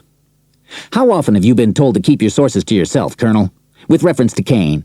Quite a few. And you, Peter? What about the agency? We've been severely limited in terms of in-depth dissemination. For God's sake, what's that mean? Interrupted the congressman. It sounds like you were test-tubing a heifer. With about the same results, said Gillette. No cross-fertilization to corrupt the strain, and no cross-checking. The country's two most active intelligence branches have been fed information about Kane for the past 3 years, and there's been no pooling for signs of fraud. I asked why so many assassinations have been attributed to Kane, while Carlos has been relegated to a comparatively minor role. And it strikes me now that Carlos himself could be manipulating this committee, making us concentrate on a sand shark while the hammerhead roams free. No one's forgetting Carlos, objected Manning. May we get back to Zurich? Our recommendation is to go after Kane now. Then what was Brussels? Knowlton asked. A false feed, obviously, said Gillette.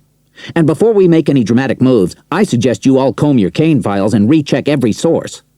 Since we seem to be in a quagmire, Alfred, interrupted Abbott, why not tell us about the unconfirmed occurrence 6 months ago? It might be helpful. For the first time, the NSC delegate hesitated. We received word from a reliable source around the middle of August that Kane was on his way to Marseille. August? Exclaimed Manning. That was Leland. For Christ's sake, he roared. If we'd known, we might have been able to cover him. Unlikely, replied Gillette. Leland wasn't the sort to live in a bunker. Besides, had our strategy held together, we would have taken Kane before Leland arrived. Our source was to make contact with him on the night of August 23rd, but Kane never showed up.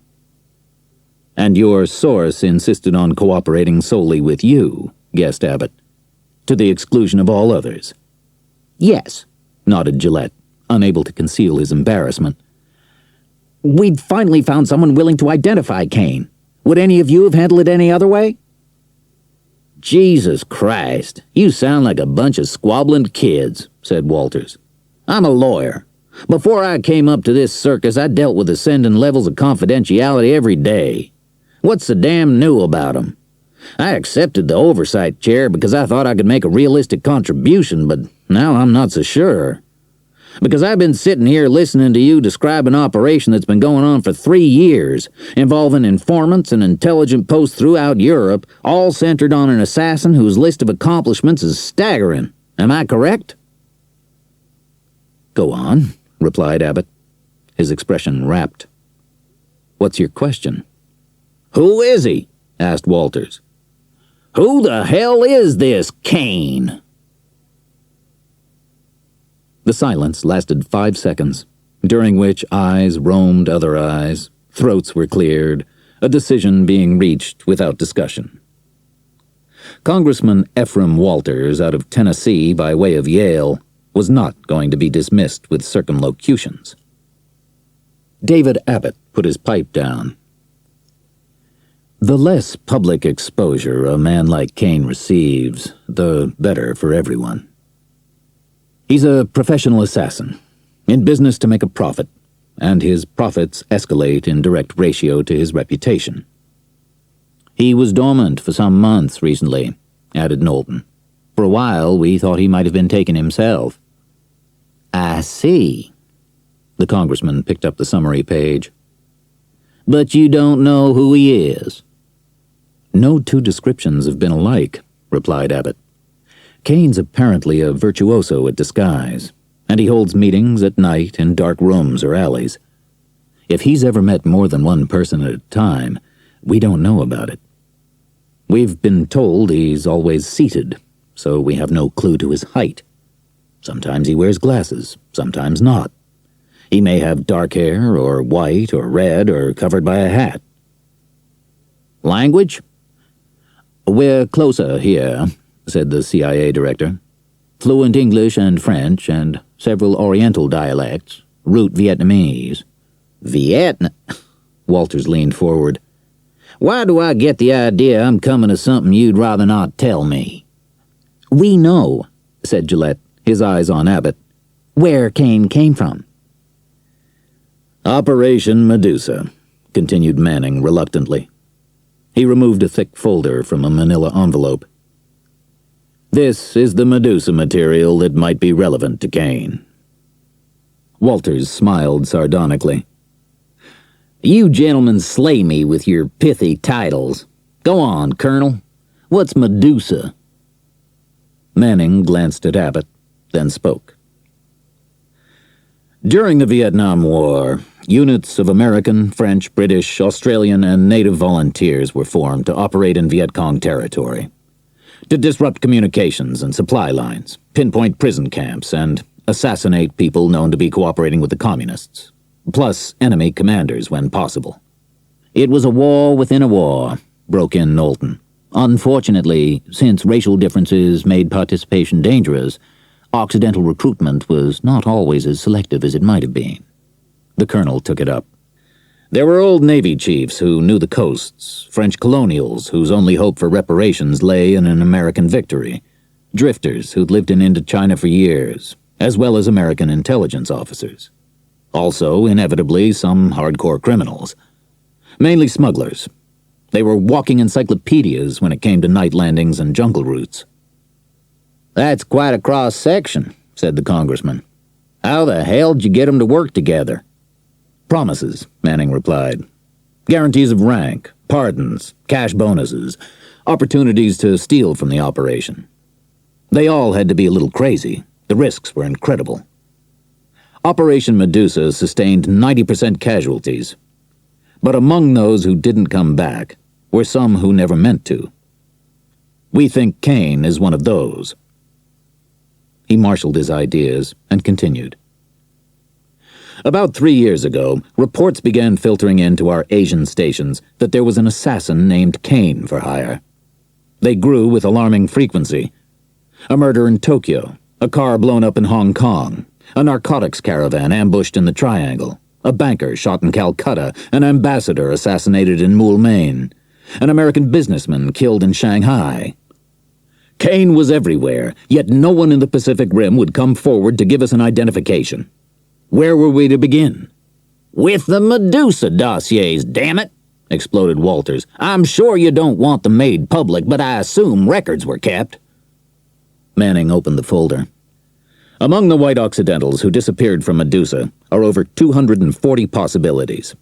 We're not even sure of Kane's nationality. Walters sighed. So somewhere there's an assassin we trained and fielded and now can't find.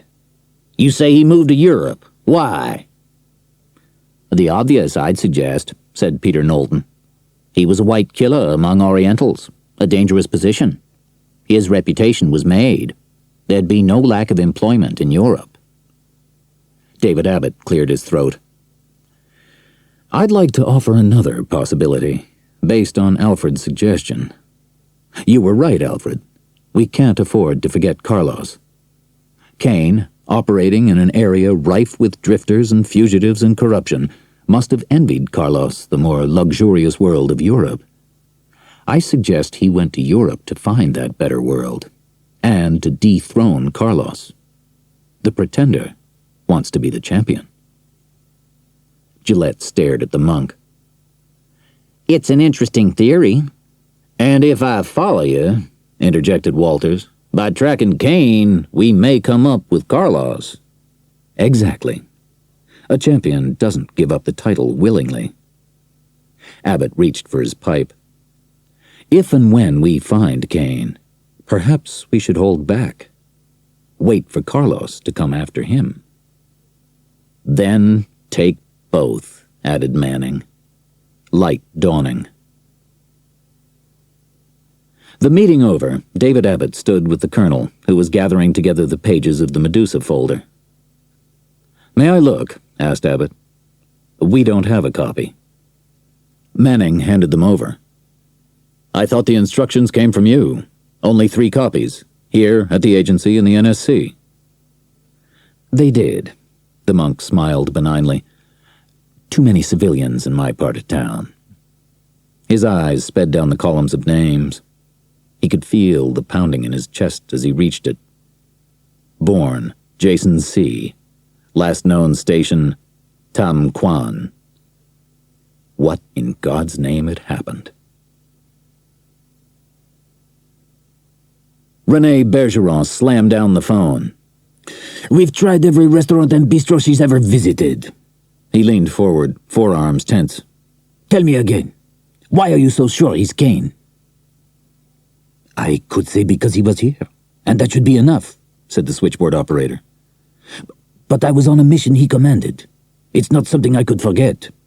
We parachuted at night into Tam Quan to bring out an American named Webb. There were gale force winds at 1,000 feet, but he still ordered us to jump. 7 of us regrouped on the ground. 2, we assumed, hadn't survived." The gray-haired man paused. "It was a trap. We were pinned down by enemy gunfire for 2 nights and a day. On the 3rd night, we took the camp and found Webb. We also found the 2 missing members of our team, a white man and a Vietnamese. The Vietnamese escaped.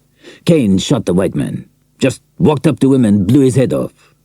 He got us out, but he was the coldest man I ever saw." Bergeron unlocked his hands. "What name did he use then?" He was simply Delta to me." "Alpha, Bravo, Charlie, Delta," said Bergeron. "But Charlie had become synonymous with the Kong, so in many operations Charlie became Kane. It was symbolic. He wanted it clear from the beginning.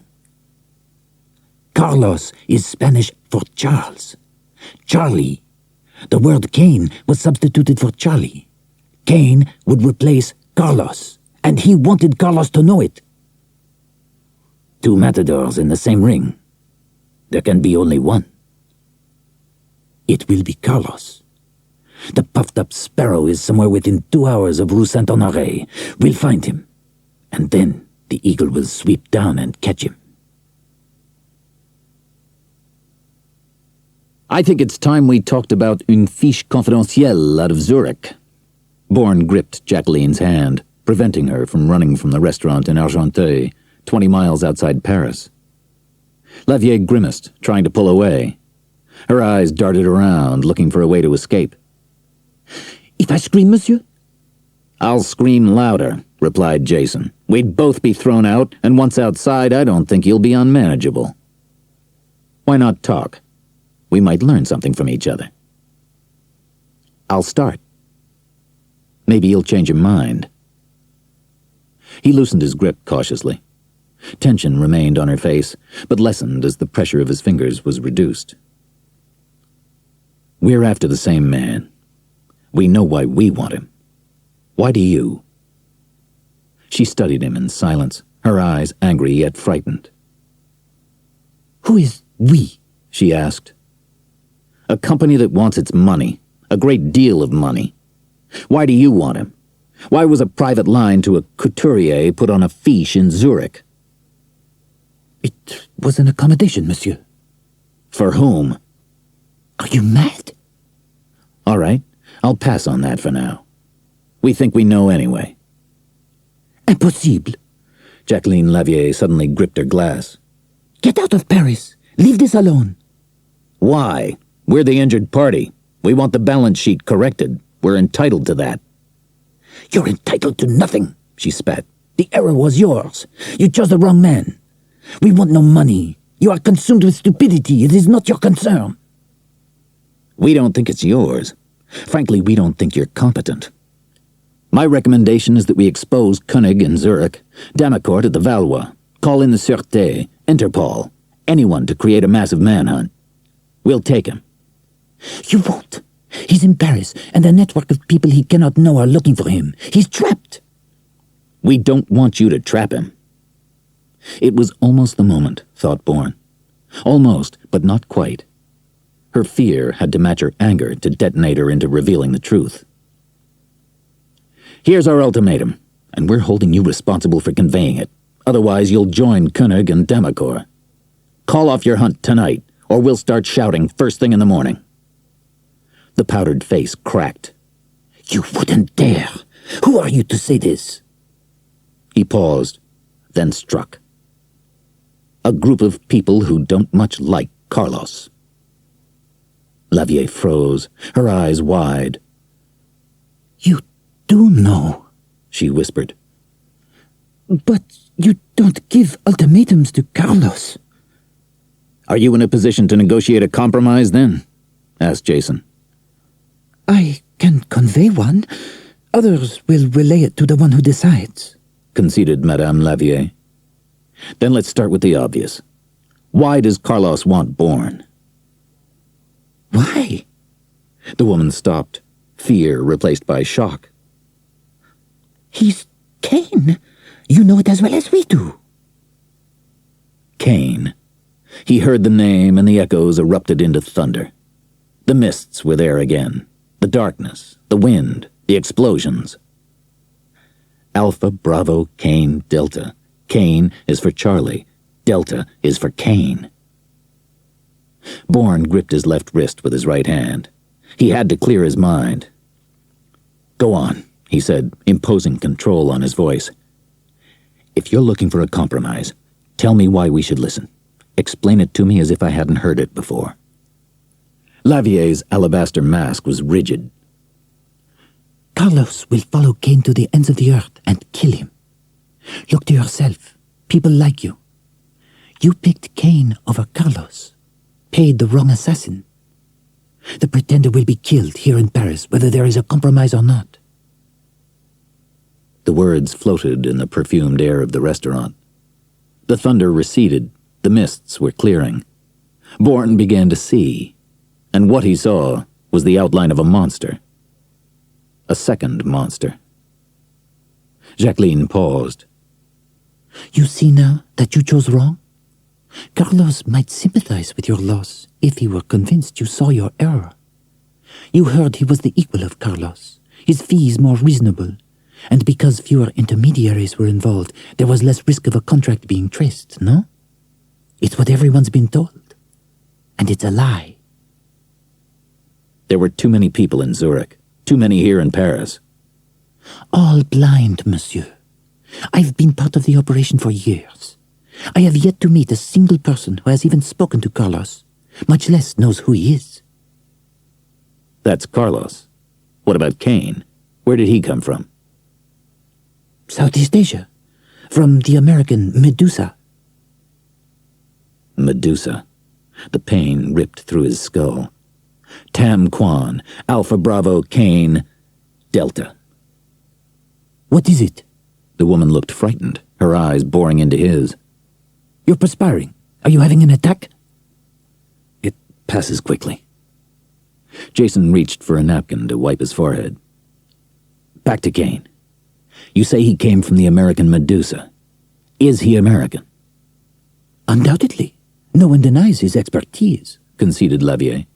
He's a man of immense skill, extremely inventive. But he pushes and shoves with no finesse, claiming kills he had nothing to do with. We're told he recites Carlos's methods and contracts to potential clients, often convincing fools that it was he, not Carlos, who fulfilled them. Lavier paused. I've struck a chord, no? He did the same with your people? Stuttgart, Regensburg, Munich. 2 kills and a kidnapping. Baader-Meinhof accreditation. Fees from U.S. sources. Bourne tensed his stomach muscles until the pain brought him back to the present. And that makes him American? Or is it your bias? It is beyond prejudice, monsieur. The identification is positive. A discontented man in Washington was able to give us a great deal of information, including the Medusa records. And you? How did you find him? Not Kane, of course, but Bourne. Jason recalled a statement of Marie's. Far simpler, he said. We paid a shortfall deposit into one account, the surplus diverted blindly into another. The numbers were paid for, as you paid for telephone numbers on a fiche. Now go on. Everything you know about this man Bourne. Be careful. Take the tension from your voice. You're merely evaluating data, as Marie said. Before he was recruited into Medusa, he posed as a businessman in Singapore, representing a collective of American importers. The truth is, he was very powerful in contraband operations. Before that, there are no records anyone can find. What about his work? Asked Bourne. If our information differs, it will be over that. When did he first come to Carlos's attention? 2 years ago, said Madame Lavier. An ambassador was assassinated in Moulmein. 2 days later, a politician was killed in Tokyo. A week after that, a newspaper editor was blown up in Hong Kong, and in less than 48 hours a banker was shot in Calcutta. Behind each one, Kane. He was everywhere, building his reputation so quickly it shocked even the professionals. Then reports came that Kane was moving to Europe. The challenge was clear. He was out to become the new Carlos. What Kane didn't realize, continued Lavier, was that Carlos's people are not readily for sale, although Kane has tried time and again. Nor did he understand that Carlos's network is vast. When Kane moved to Europe, his activities were tracked in Berlin, Lisbon, Amsterdam, as far away as Oman. Sheikh Mustafa Khalid, said Bourne, involuntarily. Never proved, interjected the Lavier woman. He took credit for an internal murder. No one could penetrate that security. So many lies. But he's no match for Carlos. He takes contracts he cannot fulfill, like yours. We hear there have been others. It's said that's why he stayed away for months, avoiding people like you. What happened in Marseille? He asked. The Lavier woman recoiled. You refer to Leland, of course. The contract was accepted by Carlos. There are those who think Kane was responsible. It's what he wanted everyone to think. It was the ultimate insult to Carlos, to steal the kill from him. But he didn't. He had nothing to do with the Leland kill. I see, said Bourne, trying to infuse naturalness into his voice. Our information's different. We made a choice on what we thought we knew. We can compromise then. Bien. Relieved, the woman lifted the wineglass to her lips. You'll see. It will be better for everyone. Now, would you excuse me for a moment? No. Jason grabbed her arm. The powder room, that's all.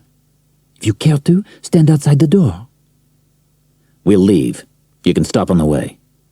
Bourne signaled for the bill. Jacqueline Lavier had been in the ladies' room for nearly 10 minutes, which would have disturbed Jason had he been able to concentrate. He could not. He was on fire, every nerve raw. He stared straight ahead, a history of dead men behind him. The eyes of truth had sought him out, and he had seen them. He shook his head. He had to function. There were decisions to make. No. They were made. It was a question now of implementing them. Marie. Oh, God, my love, we've been so wrong. He breathed deeply and glanced at his watch, then at the ladies' room. Where was Lavier? What could she hope to accomplish by remaining inside? He had asked the maitre d' if there was a telephone in there, and the man had said no. There was a blinding flash. He lurched backwards, hand shielding his eyes. In memory of your dinner at Roger's, monsieur, said an animated hostess, holding a camera by its flash bar. The photograph will be ready in a few minutes. Your fiancée requested it, added the girl, nodding towards the ladies' room. She asked me to give you this. Jason took the folded note as she pranced away. It read, Your illness disturbs me. You may be what you say you are, and then again you may not. I shall have the answer soon. That photograph is on its way to Paris. You cannot stop it any more than you can stop those driving now to Argenteuil. If we indeed have our compromise, neither will disturb you, and we shall talk again when my associates arrive. It is said that Kane is prone to violence and fits of temper. These are an illness, no. He ran onto the dark street, looking in all directions for a taxi. The trap was set, and he had walked into it. A roof light up ahead. He broke into a run. He had to get back to Paris. To Marie. Marie crushed out her cigarette and walked to the window, trying to understand. They want him isolated. Who were they? The answer was in Canada, and Canada was cut off.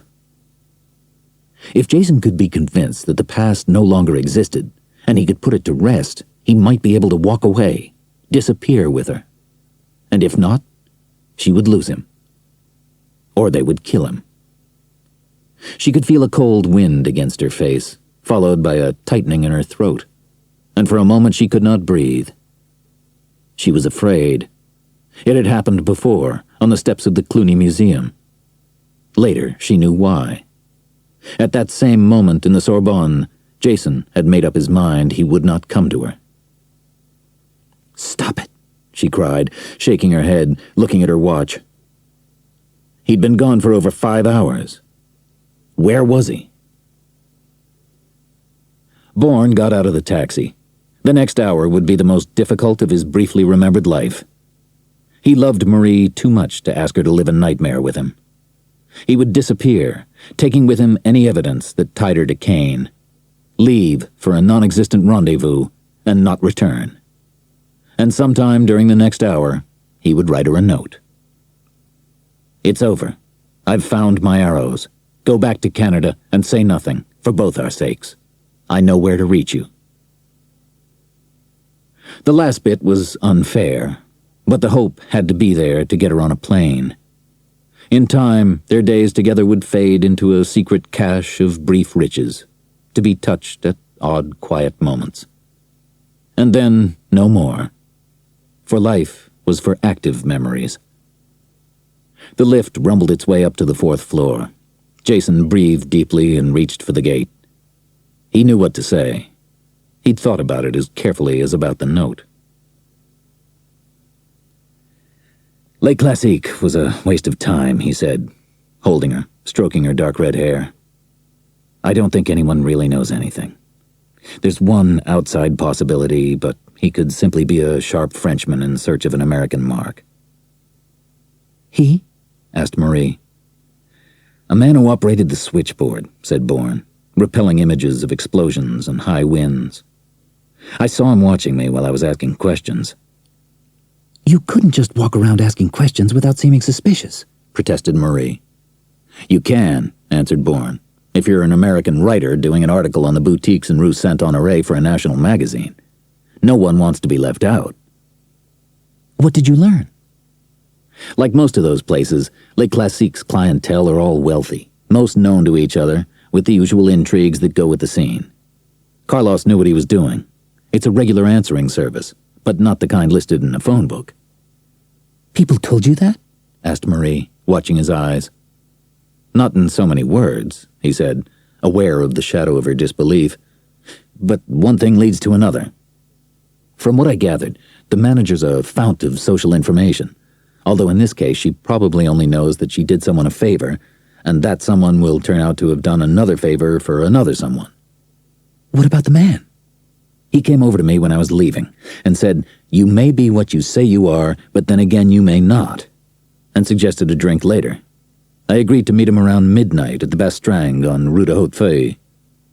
Bourne saw her doubts receding. And why not? Kane was a man of immense skill, extremely inventive. He looked at his watch. "We've got almost 2 hours. Where did you leave the attaché case?" At the Maurice. I'm registered there. "Let's pick it up and get some dinner. You haven't eaten, have you?" No. Why not leave it where it is? It's perfectly safe, and we wouldn't have to worry about it. "We would if we had to get out of here in a hurry," he said almost brusquely, going to the bureau. Everything was a question of degree now. Traces of friction gradually slipping into speech, looks, touch. What's the matter, darling? "Nothing." The chameleon smiled. "I'm just tired and discouraged. Why? A man wants to meet you confidentially late at night, and you've narrowed Carlos's contact down to this woman. I'd think you'd be elated. You're tired and hungry and need a drink. I wish you could put off tonight. You've been through enough for one day. She started for the bathroom. I'll freshen up and we can go. Marie, I thought it would be easier. While you were looking, I was waiting, Jason. That wasn't easy either. I thought you were going to call Canada, didn't you?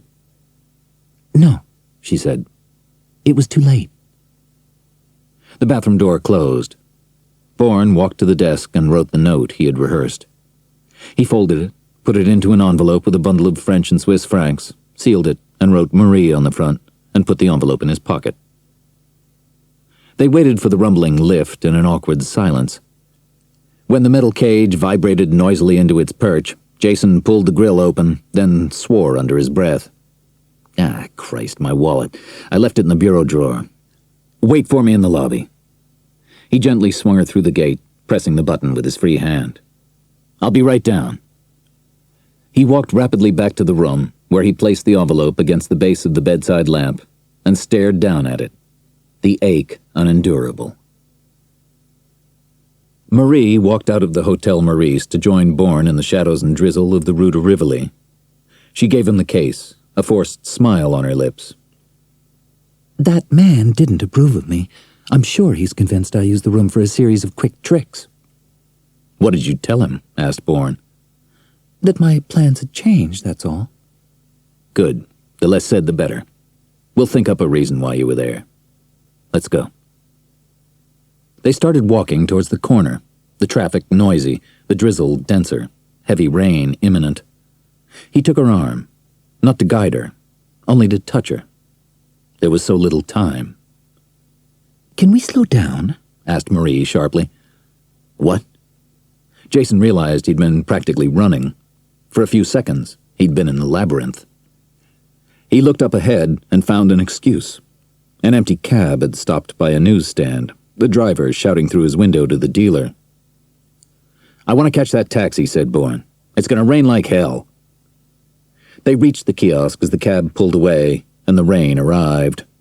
Marie was wincing in the sudden downpour. No, she was staring at something, staring in disbelief, in horror, hand pressed against her mouth. Bourne pulled her against him and turned, looking for the cause. On the newsstand was an early edition tabloid, black headlines electrifying under the light. Slayer in Paris. Woman sought in Zurich killings. Rumored theft of millions. Underneath was a photograph of Marie Saint-Jacques. Using his body to hide her face from the news vendor, Jason threw coins on the counter, grabbed 2 papers, and propelled her down the street. They were both in the labyrinth now. Bourne led Marie back into their hotel room, her face pale, her breathing erratic, a mix of fear and anger. I'll get you a drink, he said, going to the bureau. He heard her gasp and span around. She'd seen the envelope and was reading his note. No, it doesn't count anymore, he shouted, seeing the tears welling in her eyes, streaking down her face. That was before, not now. You were leaving me. Her eyes were blank. I felt it. I couldn't breathe. It was so cold. Not now. He pulled her to him, enveloping her. It's different now. I won't leave you. Don't say anything for a while. Just hold me. Let me hold you.